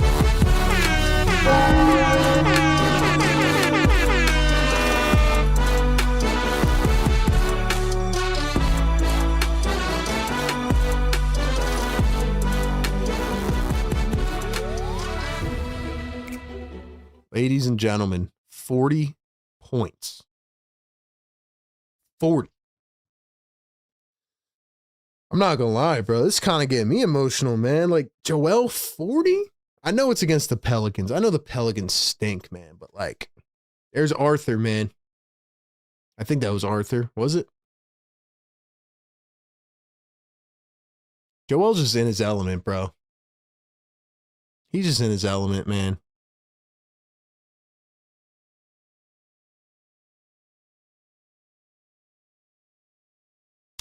Listen, we got a post-game show to do, so I got more thoughts to get off my chest. We're going to talk about the Paul George stuff more, but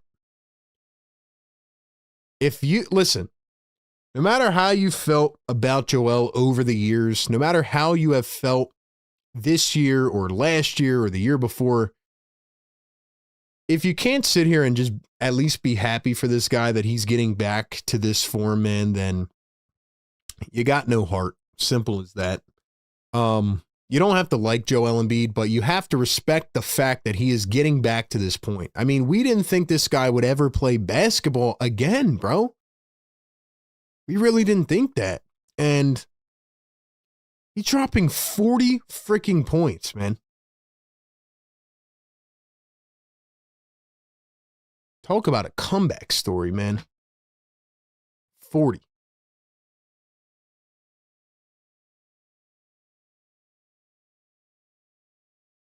And he did it with the black jerseys on, honoring the 0-1 team.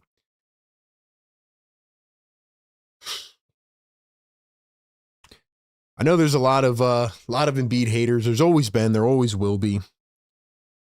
I don't think if you questioned Joel's ability to play at a high level again, that makes you a hater. I think we were all concerned. But no matter how you felt or feel about him, just seeing him do this, man, it is special. And like I said, I'm trying to really just like take it all in, man, because you don't know what's going to happen. I'm not saying we're going to win the chip this year, but this is a special, special, special comeback. And I'm just happy for him, man. I really am. I really am, man. You got to be rooting for this guy. It's one of the best stories in sports, man. It's one of the best stories in sports. Shout out to Dr. Johnny. Shout out Dr. Johnny, man.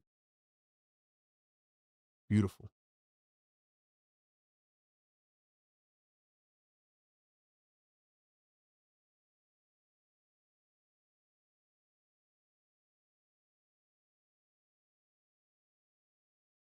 Crazy.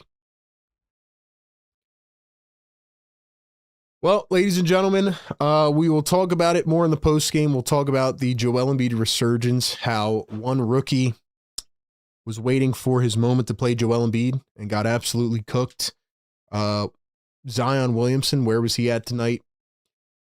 Talk about how the Sixers made this way harder than it needed to be. But nonetheless, Sixers get a win. And we'll talk about the Paul George thing as well. Now, I know some of you I might not see for the next few games this week. I'll see you probably for the trade deadline. Some of you may not tune in because the games will be late at night here on the East Coast. But we will be grinding it out, and we will have post-game shows out. We will have post-game shows no matter what, so even if you don't watch the next several games with us, make sure to tap in. With that being said, post-game live show coming up here in just a few minutes. Don't go anywhere.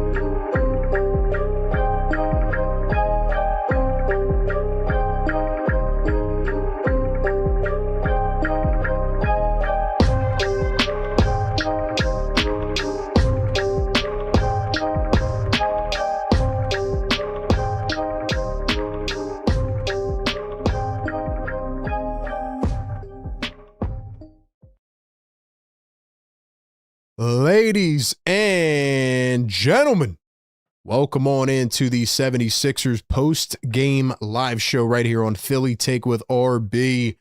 We do it every single game. Sixers Game Day Live. It is a Saturday night. It has been an eventful day here in Sixers world, but it ends off and it results in a 76ers 10-point win. The 76ers take down the Pelicans at the Xfinity Mobile Arena while honoring the 2001 Sixers team, the last team to get out of the second round. That gave some hope to the fans of Philadelphia, the Sixer faithful.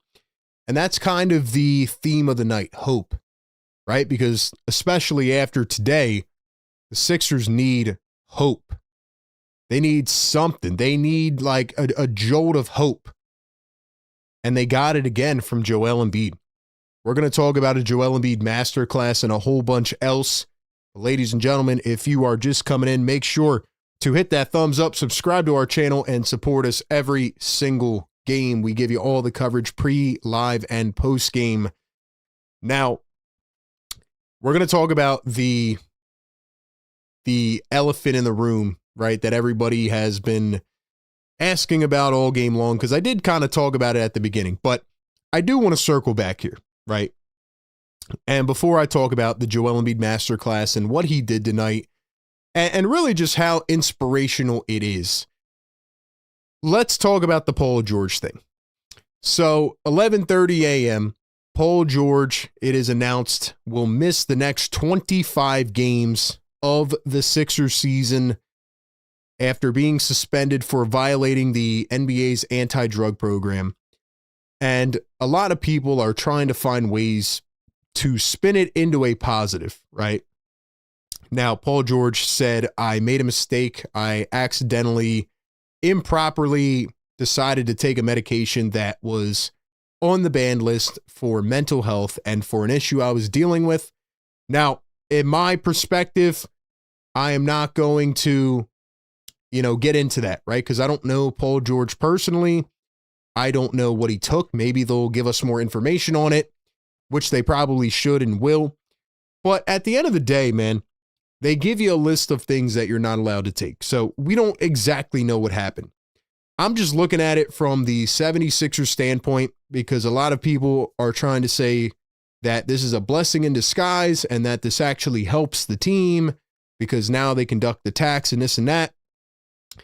Look, at the end of the day, no matter how you spin this, it is a bad thing for the 76ers. They are losing a defensive wing, probably their best defender and one of their best defensive wings that they've had in a long time. A guy that can also give you a solid 15 points a game on a good night, can handle that bench unit with VJ Edgecombe. Just another guy that can play make and dribble, drive, and create a little bit. And like I say, play rock solid defense. So in addition to that, I do not care about ducking the luxury tax, right? Like the 76ers need to go all in and push the chips in that they can to try to position themselves to succeed. I don't care that they shed $11 million now off their cap sheet and that they can convert Barlow and Walker. Like, yeah, we want those guys. But if you're playing into the idea of, oh, well, they're shedding this money, so now they can duck the tax and still be successful. No, we don't want to duck the tax, man. We don't. Nobody cares about ducking the tax except the ownership, the rich billionaires. We want to win basketball games. So when it comes down to it from a Paul George perspective, honestly, that feels like something that could potentially harm the rest of the season. We don't want to look at it that way right now, and we're not all just blaming Paul George. Yes, he said he made a mistake and he should have made a better decision. But looking at it long term, who knows what kind of shape he's going to be in when he comes back a couple weeks before the season ends. Who knows how he'll be able to mold and mesh himself back into the lineup. And then on top of that, while he is out, that is now going to put more strain on Tyrese Maxey and Joel Embiid. That is already there. That is already ramping up. And hopefully this gives VJ a chance to really emerge as that third guy and get comfortable back doing that, because for a little bit of time now, he hasn't looked like that guy. But especially on the defensive end, I think is where it's really going to mess this team up. And going into the trade deadline next week, who knows what's going to happen now? Because not only will it be, all right, maybe they can't trade Paul George now, but it messes up negotiations with other players that they may want to trade. It affects their financial situation. So there's just a lot of domino effects from this happening. And like Nick Nurse said, it was brutal timing. Like nobody expected this to happen. And now they have to move forward and adapt and navigate the next couple months. But it does come at a really, really bad time. So at the end of the day, hopefully it doesn't affect the rest of the season, but there is a chance that it does. And it was a bad decision by Paul George. Hope he's dealing with whatever he's dealing with okay. And Sixers got to find a way to navigate through. They got to find a way. So with that being said, let me get to this super chat here in the chat. James, $5 super chat says, is the suspension cemented? Did he say it was mental health related? So like I just said, man, he said that he improperly took a medication for a mental health issue. I'm not going to talk about the specifics of that because I don't know, but it does hurt the team, right? Like he took a substance that was banned. Now it might end up like a Bobby Portis situation where, it was just like a random thing that he really didn't know, but he came out with a statement pretty fast saying that he decided to do it and it was his mistake. So anyway, like I said, there's financial implications for the Sixers, but it will probably affect their mentality going into next week.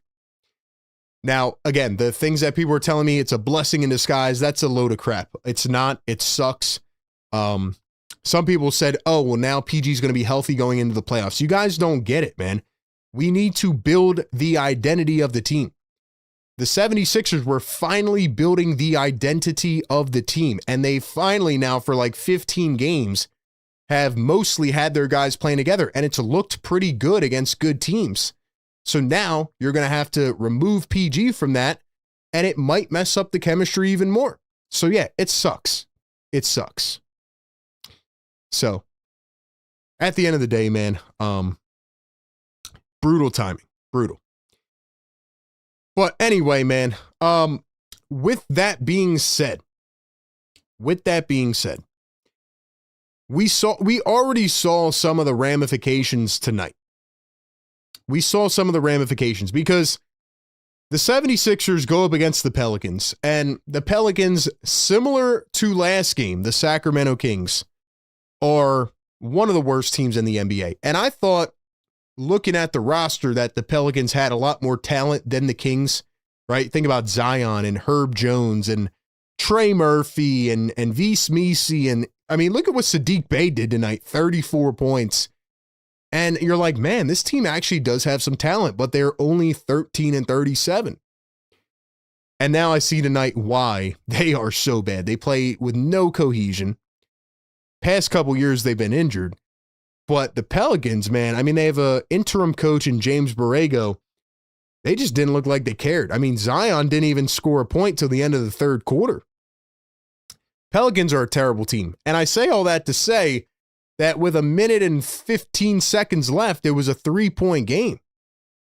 I mean, it was right down to the wire. Hold on, let me take a sip of water.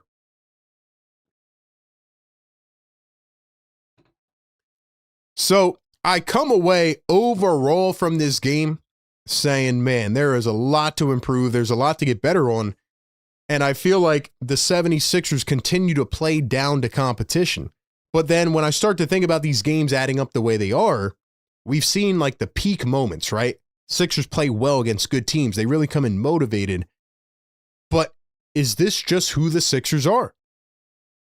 Like they've done this all season, man. Like they've played down to competition and they play up against better teams. I come away from this game feeling like, man, I felt like there were some good performances. Like we'll talk about Joel, obviously, but like Kelly gave you 19 and 10. Maxey gave you 18, 5 and 8. VJ gave you 15, 5 and 3. So I look at this and I'm like, where did they go wrong, right? McCain, big off the bench. It's the defense, ladies and gentlemen. The 76ers defense has been lacking for a while. and now they just lost their best wing defender. So I correlate all that together to say, team has to play much better. You should be able to put this team away. It should not be cardiac at the end of this game. I don't know how much more I can add from last game that is different. Like, as someone that analyzes these games, every game, right? Like, it's hard to find a lot new wrong with the team. This was a game that you wanted them to get a win in. It's been a long day. They honored the 0-1 team. You wanted them to just get the W and walk away, but it's hard to feel happy when they're like squeaking out games against teams like the Pelicans and the Kings. And yeah, I know they won by 10, but they didn't really win by 10. They squeaked this game out. Thankfully, with a minute to go, Tyrese Maxey coming around a screen hits a big-time three, and then VJ hits a big-time three after the stop. They made a couple great sequence plays there, right? But this was a cardiac game down to the wire. So why were the Sixers able to take over this game? This reminded me a lot of a couple years ago where they just dumped the ball to Joel against a bad team on a random night and let him cook. Ladies and gentlemen, Jonathan Glashow, I say it every game now, is a miracle worker. Joel Embiid tonight, 40 points, 11 boards, 4 dimes, 2 blocks, and he just kept being physical, man. Joel Embiid kept attacking. He is so comfortable on that knee. And there's no longer a question like, is this guy really back? He is absolutely back. Jonathan Glashow has worked miracles on Joel Embiid. And the best part about it was just seeing him smiling after the game with his son there and just his vibe. Like his whole aura is just on a different planet right now. And I don't think anybody ever saw him coming back this quick to play like this. First 40-point game of the season. He had 15 in the second quarter alone. He had 17 in the fourth quarter alone. Hit a couple big shots, a three, a shot off 1 foot to seal the game. Like, this is prime peak MVP Embiid. He has 30 plus in 6 out of the last 7. It's almost making everybody emotional to think, holy crap, we are really here. I'm trying to soak this in and enjoy it. We don't know what comes next, but not even 3-4 months ago, we thought there was a chance this guy may never really play at a high level again, and he's dropping 40 points. I know it's against a bad team, but he also cooked Derek Queen, man. And there was a quote a couple weeks ago where Derek Queen said, yeah, I played against Bron and I guarded him and I was playing against AD and Luka. Hold on, let me pull up the quote so I don't get it wrong. What did he say? He said, Bron guarded me, scored on him twice. Who else? Wemby, big as heck. AD, Jokic. He said, I'm waiting for Joel Embiid. Derek Queen was waiting for Joel Embiid, and he just came right on in and slid right in and dropped 40 on you. Derek Queen looked like a deer in headlights. I think Derek Queen's going to be a great player, but don't count your chickens before they hatch. Don't get too cocky. Joel Embiid took this boy to school like a 40-year experienced instructor with a student on the first day of school. Joel Embiid was cooking Derek Queen so much that they benched him in the fourth quarter because he couldn't stay in front of Joel. Joel is back to doing these types of things. He is giving guys welcome to the NBA moments. It is a beautiful thing. And he just is doing everything. Now, I say all that to say, and this might sound a little crazy, but I don't know how long this can sustain. I don't know how long that this can continue. And here's what I say. Here's why I say that, right? I feel like over Joel's career, the Sixers have asked this guy to do a lot. And they've asked him to have to score 30 and 35 and 40 every game just to beat a bad team. And right now, that's how the Sixers feel. It feels like they're asking him to do all of these things just to have to win a game. I like the efficient Embiid. Now, if his body can keep up with this, I'm cool with it. But I'm cool with 20, 12, and 10 Joel. I'm cool with 20, 15, and 6 Joel. you know? So I don't want them to tire Joel out. You know, we're 48 games in now? I don't want Joel to get to game 75 and have nothing left in the tank. I don't want him to get to the playoffs and have nothing left in the tank. So that is something I will warn the 76ers against. But right now, living in the moment and experiencing this and, half a season later after a disaster year, feeling like, damn, Joel can go out there and school anybody. It's really nice, man. It is. And I just can't believe that he's at this point. I've always been a Joel guy. I've always backed him. I did not know after last year and 2 surgeries if he could get back to that level. It's one of the best stories in sports, and no matter who you are or where you come from or what team you like, whether you've hated Joel his entire career, you think he's a flop or whatever, you have to really appreciate what this guy's done. Otherwise, you don't have a heart. You're a sick human being. If you can't at least appreciate the fact that this dude half a season in is back to dropping 40. His first 40-point game of the season. He had 17 in the fourth. It's unreal, man. Yeah. So anyway, shout out to Joel Embiid. I can only say it so much, but he is on a different level. I also think Maxey has been overplayed much of the season, right? Early in the year, we talked about it every game. Maxey's playing 42 minutes. He's playing 41 minutes. So a lot of people don't like the way Maxey's playing, and, looks like he has a bit of dead legs right now. And I agree. I think Maxey is gassed from what you asked him to do early in the season. I think VJ is gassed from what you asked him to do early in the season. Now, I also want to give credit to Nick Nurse, because Nurse is going to have to get really creative with the lineups now. A lot of people don't want to hear this, but Nurse has been dealt a really bad hand over the years. And now he's got to manage without having PG. And he said it himself pregame, like, I don't know what I'm going to do. I don't know what it's going to look like, how we're going to fill those minutes all the time. But one thing you have to do is not take Maxey and Embiid both off the floor at the same time. And he did not do that tonight. So he's got to really continue that. Thought Kelly Oubre played a really good game. I thought he came out with a jolt of life. There was back-to-back threes in the third quarter. Now, again, I just said a few minutes ago that I can't really add much in these games. The 76ers had 37 in the fourth, which was amazing. But they had 20 points in the third quarter. Now, without continuing to go over and over and over again, I can't figure out the third quarter thing. I've made my recommendation. Keep the guys out there on the court during halftime. Try it for a game, see what it looks like. They must get cold and tired. I don't know.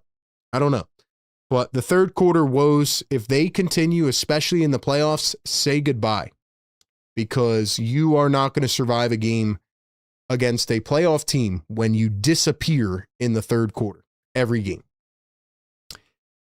I also saw a lot of, once again, double teams at the top of the arc.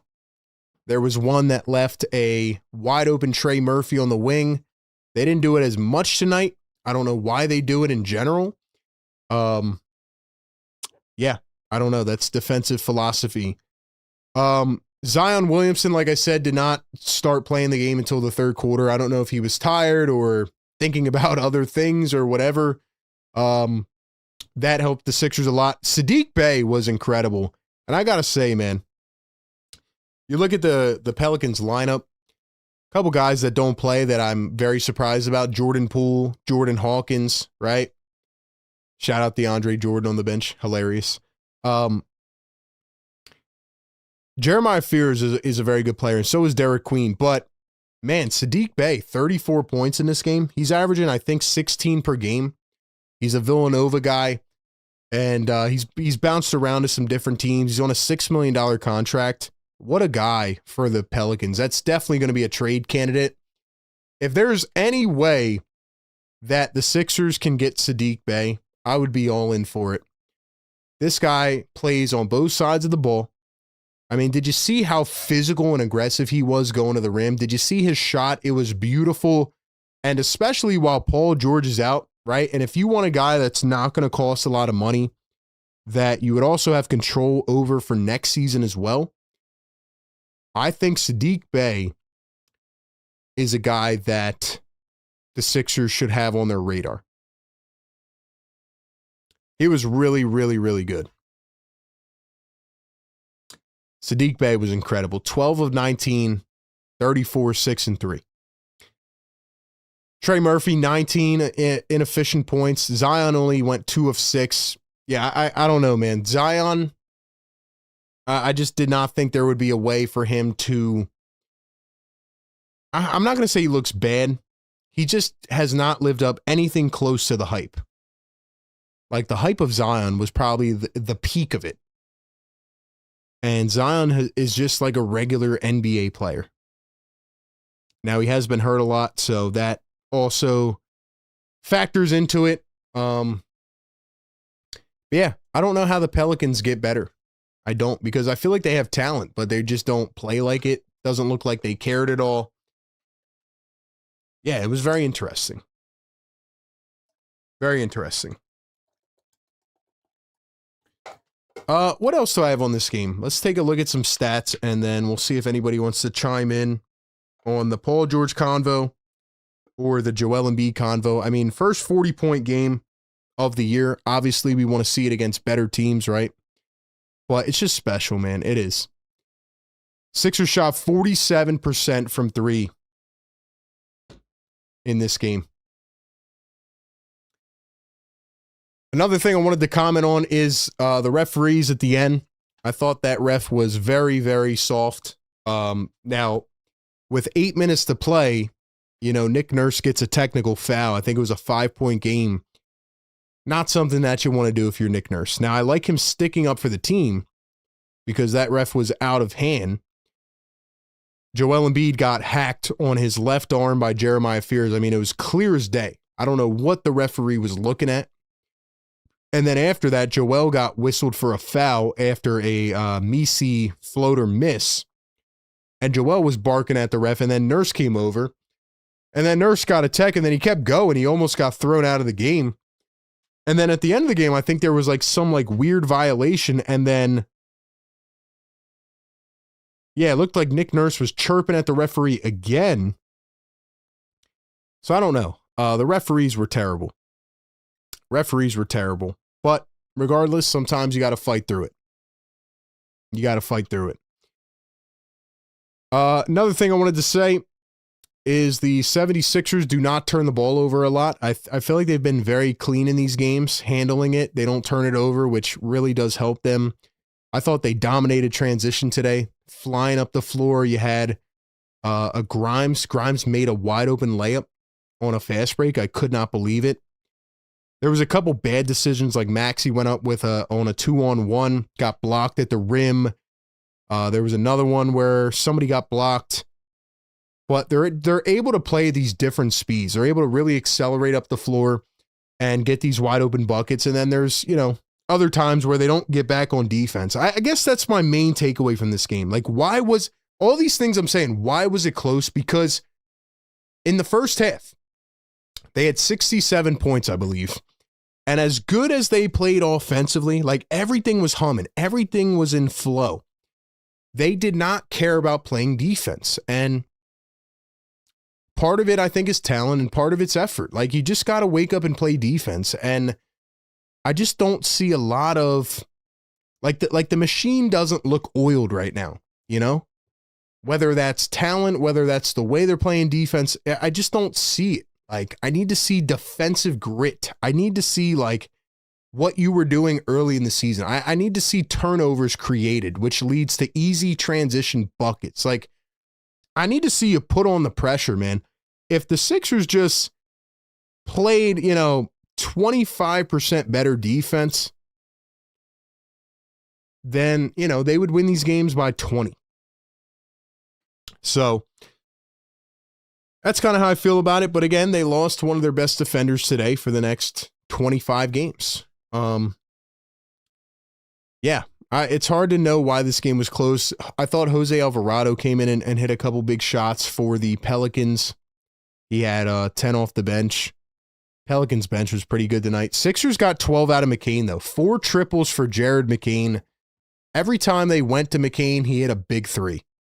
Every time they needed him to hit a momentum-changing shot, McCain stepped up, and he hit a really big three. Bona got 13 minutes again tonight. Had a couple nice blocks, but again, outside of the 2 Bona blocks per game, just doesn't look like he has it offensively right now. I would still play Andre Drummond. I think we know why they're not at this point, but maybe that'll change now. But Bona, to me, just does not have it. Grimes really was not that active at all in this game. He did have 4 boards and 2 dimes, but Grimes was coming back from that injury, nursing that injury. So, yeah, I just think they're going to have to find some guys to give them minutes. They got Justin Edwards on the bench. They're probably going to bring up Marion Beauchamp now. They're probably going to bring up a couple others, so we'll see. Will this affect their trade deadline plans? I would love to hear your answers on that and your thoughts. So we will drop more of an official video on it tomorrow. I recorded my reaction right when it happened earlier this morning, so check that out. But yeah, if you want to call in and give your thoughts about the Paul George or the Joel Embiid thing, you know what to do, man. Call the number 339-207-7171 or join the Discord. You know all the ways to call in and give your thoughts, man. What do you guys think? Let's read a couple comments in the chat. $5 super chat from James. James says, I think that is the issue. We often ramp up the defense when close, as if we couldn't have done that earlier in the game. James, you're exactly right. You're 100%, James. I feel like in this game, in the last minute or two, the Sixers really turned on the Jets. It's almost like they just coast the entire game. They don't give a crap about the game. They force feed Joel, go out and drop 40, do your thing, tire yourself out. And then in the last minute, since the Kings or the Pelicans are so bad, we'll just turn it on and we'll go crazy. And we'll force a couple turnovers and then we'll hit a couple big shots, game over. But why make it so hard? Why make it so stringent on everything? Dominate for 3 quarters, get Joel, Maxey, and VJ out of the game, and let them rest. Why is that so hard? Why?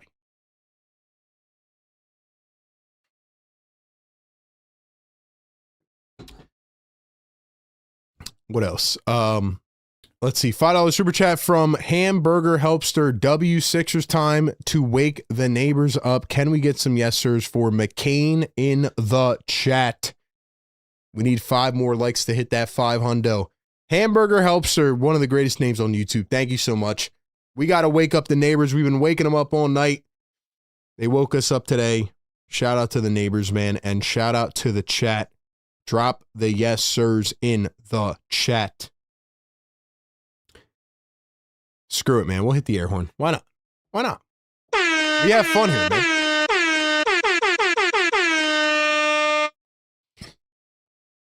All right, man. I'm going to load up the phones. I don't have much else to say on this game. I thought, like I said, it was made harder than it had to be. But Joel is just, he's on a special level right now, man. He really is. He really is. So if you want to call in and give your thoughts on the game, Joel Embiid, or the Paul George thing, chime in on the phones or the Discord. Go rapid fire. And also make sure you have your stream down in the background so that way you don't echo on the mic. All right, man, let's go over to the phone lines.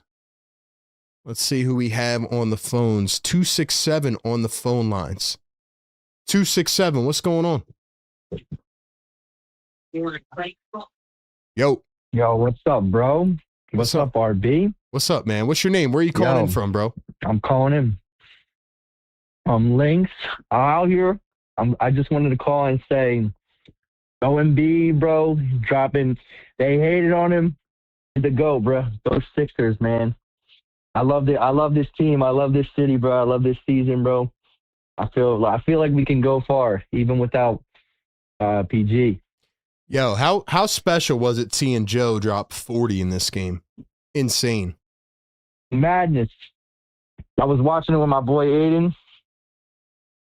Yeah. And I'm not even joking. We were losing our mind, man.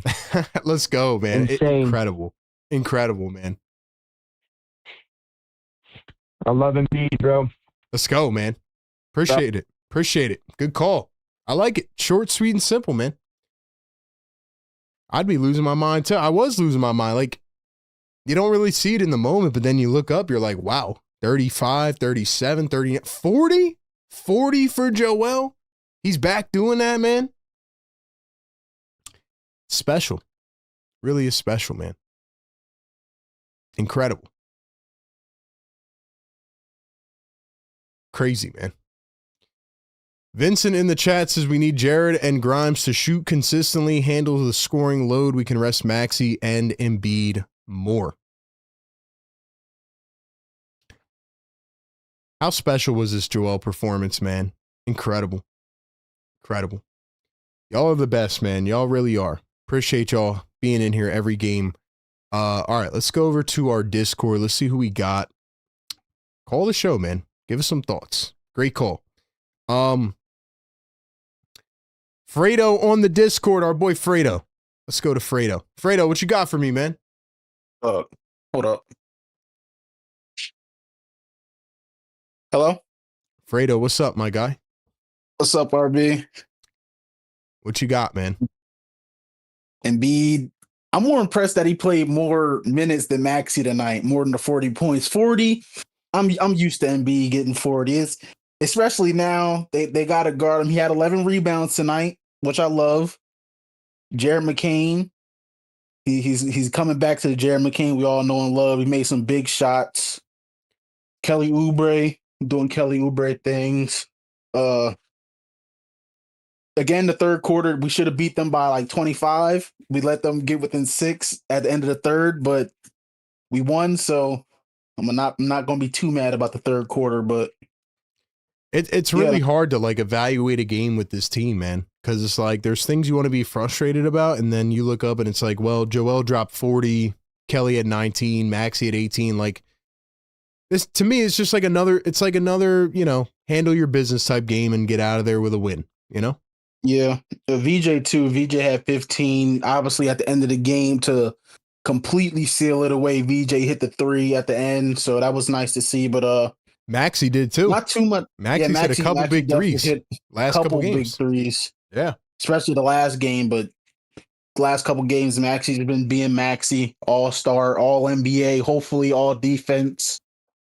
But not too much I could take away from this game that much, other than we played good. The Paul George thing, though, it seems like something always happens with the Sixers. As soon as they get some chemistry, as soon as it looks everything goes right, something goes wrong. But I can say I'd rather it be this than an injury.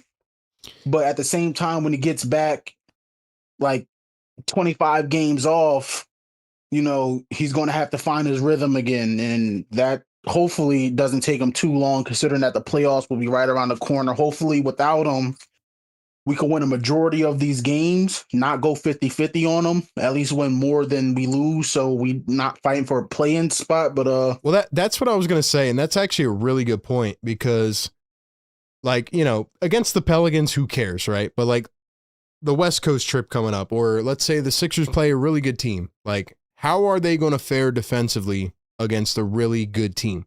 If they already can't stop the Kings and the Pelicans, and now you lose one of your best defenders, that's going to have a significant impact on this team. But we won't see it until then. Yeah, no, if you can't stop the Kings and the Pelicans from wide open threes, what happens when you face Timberwolves? You got Dante DiVincenzo and Bones Highland shooting wide open threes. You face a team like the Lakers. I don't know if we play the Lakers anymore. I think we might got one more game, but Yep, we do. But the West Coast trip is hard. Like every team it's always been that way. East Coast teams, their best team might be 50 wins, but most of the teams are around 40 wins. But West Coast, it's like, if you don't got 50 wins, you're not making the playoffs. So it's West Coast trip's going to be hard. Yeah. Hopefully we could win most of them without Paul George, but yeah, it's gonna suck not having him there for sure. But for Josh Harris, he'll be happy because he might get $15 million or $11 million that he doesn't have to pay Paul George, so he could duck the luxury tax. Also, I'm happy about Embiid calling it out because who cares about the luxury tax? Let's go win a ring. I'm also glad that Embiid called it out. He said, "Look, man, like we always duck the tax. Let's not duck the tax and go win." You know, so. He's a billionaire with his $7 million in luxury tax. I agree with what Eastwood said. He's in the files. Tell him sell the team. I'm tired of Josh Harris, but go Sixers. Go Sixers, man. Fredo, good call, man. Good call, Fredo. Yeah, I'm not even touching that whole can of worms, especially today. But yeah, man.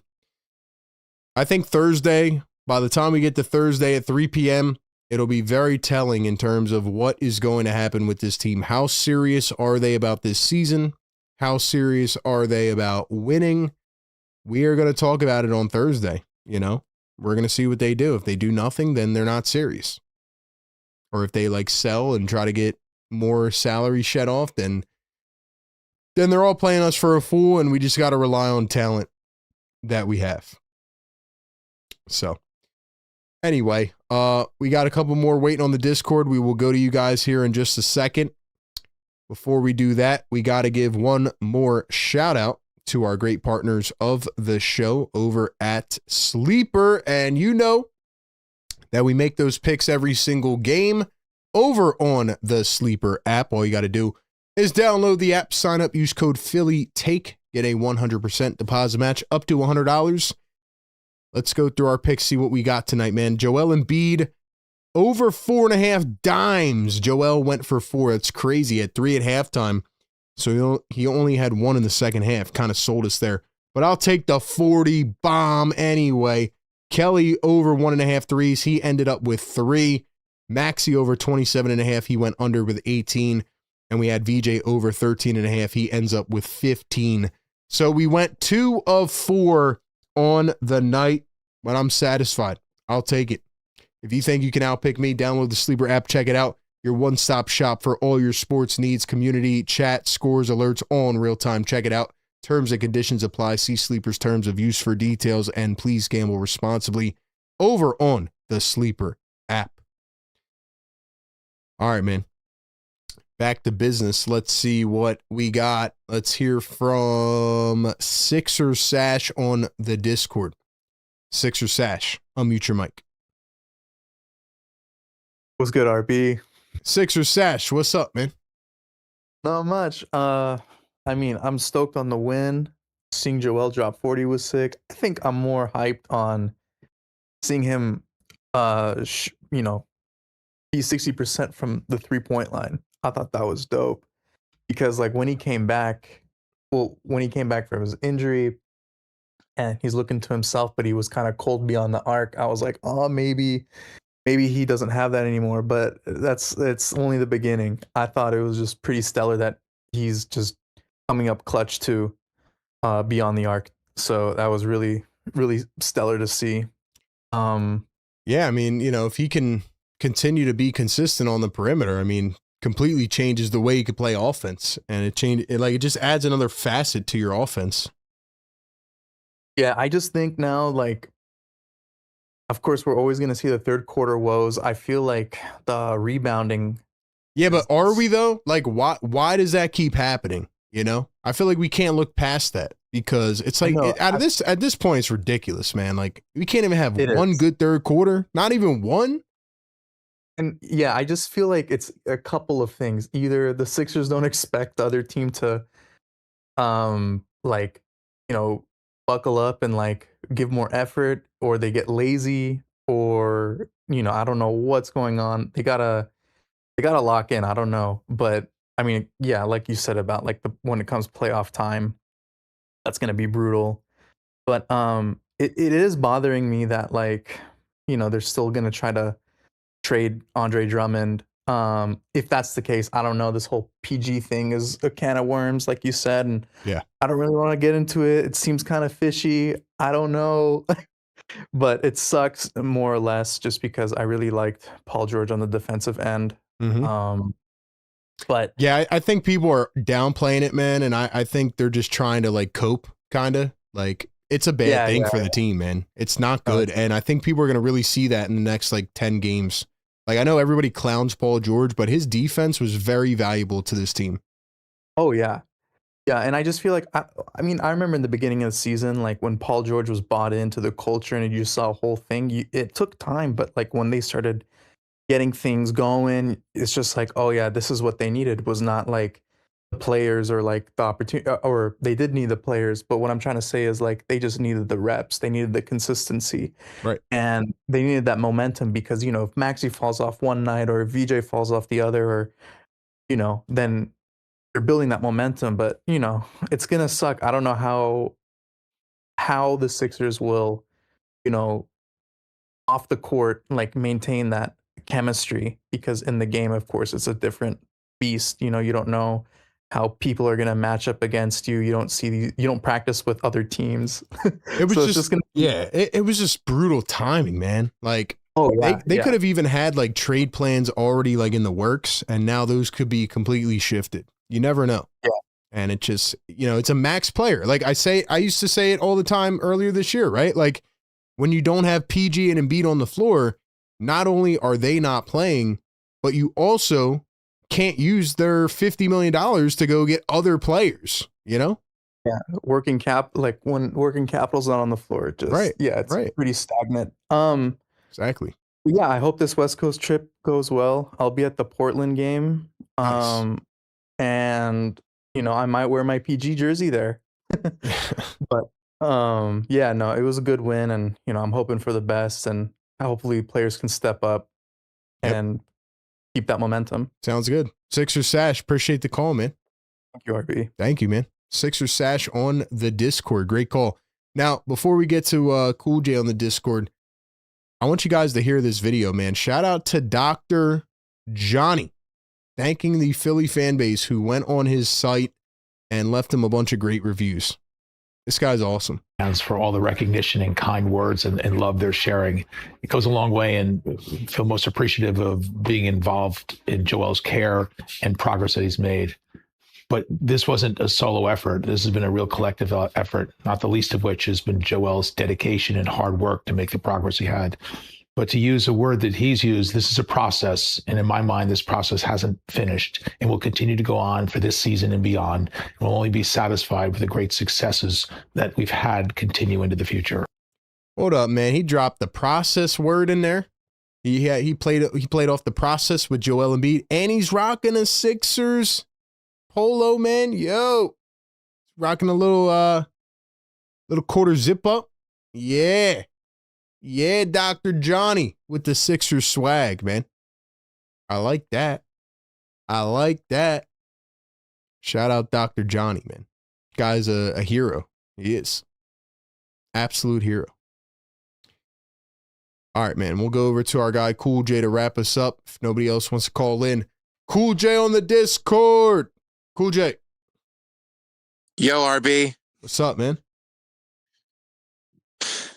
Before we talk about, the Embiid, Embiid's, great game, this, how Sixers managed to get this game, how they won this game. I gotta also agree with what, with what you said about Paul George. Like, it's true. Like, you have to, like, there's nothing positive about the situation. Like, he's a max player. You give him a very, he's making millions of dollars. Yep. And like him not, taking a medication, just for mental health. I mean, I understand that, but taking the wrong thing, like, I don't know what he took, but like now he's suspended for 25 games. Yep. And like, his defense is key to this team. And I said this before, like when you've seen this play before, with one player out of this team, everything starts to collapse. I mean, luckily it did not collapse because Joel Embiid played his heart out today. But he's a wing. You need a wing because your defense is still very staggered. And now you have to try and survive this couple of these 24 games, and we don't know how that's going to play out. It's going to be rough, man. It's going to be pretty rough. And yeah, you're right, dude. Like, I think people are not realizing how bad it's going to be. Like losing that defensive anchor for sure. And I was going to point out, credit to Embiid. He had 40 points today, but also the other thing I want to credit him for is just being direct and saying, we have to not duck the tax. We have to start, we want to go win a ring. We have to play. You have to go and get somebody who can help this team, get that far. And that's something we've been saying for like years now with this team. Like, you have to start, trying to figure out how you can get yourself into a playoff mentality. Like, you have to find somebody who can help you push that far. Mm-hmm. And it's always we always go from either round 1 or round 2 exit. And you have to start, figuring that out now. And also, and of course, you said before, bad is all this is just bad timing. Like, we've already had, one player, in sports that already had a kind of situation as well. Yeah. But Paul George, doing this is just, inexcusable. Something you should never do, especially when your team is playing so good and you're starting to develop that full team chemistry. It's just, you can't do that. Yeah, he made a bad mistake, man. And however you want to phrase it or however people want to look at it, it was just, it was a bad decision. And again, I don't know the exact situation. I just know from the Sixers standpoint and the team standpoint, and PG said it himself. He said, I made a mistake and I'm sorry to my teammates and my organization and everything, like he messed up. And I mean, thankfully it's not the rest of the season, but it's going to hurt this team. And it hurts them next week at the trade deadline, 100%. Yeah, definitely. We've already seen, like you said, you apologize for that as well. But I mean, we still, literally, you have to try and figure stuff out. But the best thing I think positive from this game is that Joel Embiid started playing well, Maxey started playing well, McCain started getting that momentum back. You definitely deserve to get this win, even though, again, this was not another close call game. But I mean, at least it wasn't a 2-point ending rather from when we faced against the Kings. At least we got a little bit more points than the last time. Yeah, no, I mean they did what they had to do to win. We'll see how it looks like, against better teams, man. Cool J, appreciate you calling in, my guy. Coach me in. Let's go, man. Shout out Cool J on the Discord. Shout out to the callers, man. Call into the show. Step up to the plate and get your voice heard on the best Sixers game day community in the world. Shout out to all of you, man. Every game rocking with your boy. Yeah, that's all I got on this game. Nothing more, nothing less. There's, Joel did his thing. Joel dropped 40. He cooked again. But now, these next 5 games coming up are going to be very, very interesting. We got a back-to-back Monday and Tuesday. Clippers on Monday night, Warriors on Tuesday night, Lakers on Thursday night. So 3 games in 4 days at 10 p.m. Then you got the Suns on Saturday night, then the Blazers next Monday. Then you come back home to play the Knicks. So, yeah, it's about to get very spicy. We got the trade deadline this week, Thursday, 3 p.m. Eastern. We'll see if the Sixers make any moves. It's going to be a very interesting week, and we'll be here to cover it all. Make sure your notifications are on, man. Make sure your noties are on because you don't want to miss the videos, the shorts, right? I dropped the short earlier today. As soon as the PG news dropped, I was out, dropped the short. Follow us on all socials. We're going to drop more thoughts about the PG stuff tomorrow, and we will break it all down leading into this big week. You are the best. I appreciate everybody in the chat, all the members, all the mods, even the crash outs tonight, a couple crash outs. They had to get up out of here. It is what it is, man. Best game day show community ever. Y'all are the best, man. And the 76ers get a win, even though it was very cardiac as always. They pulled through. So we'll leave it with a win is a win. 27-21 on the campaign now. 6 games above 500. They beat the Pelicans 124-114. It is the Sixers post-game show here presented by Sleeper. Sixers Game Day Live. Shout out to the partners. Shout out to the community. Hope you enjoy the rest of your weekend. Enjoy the rest of it. Stay safe, stay warm, everybody. Have a good one. RB is out. Peace.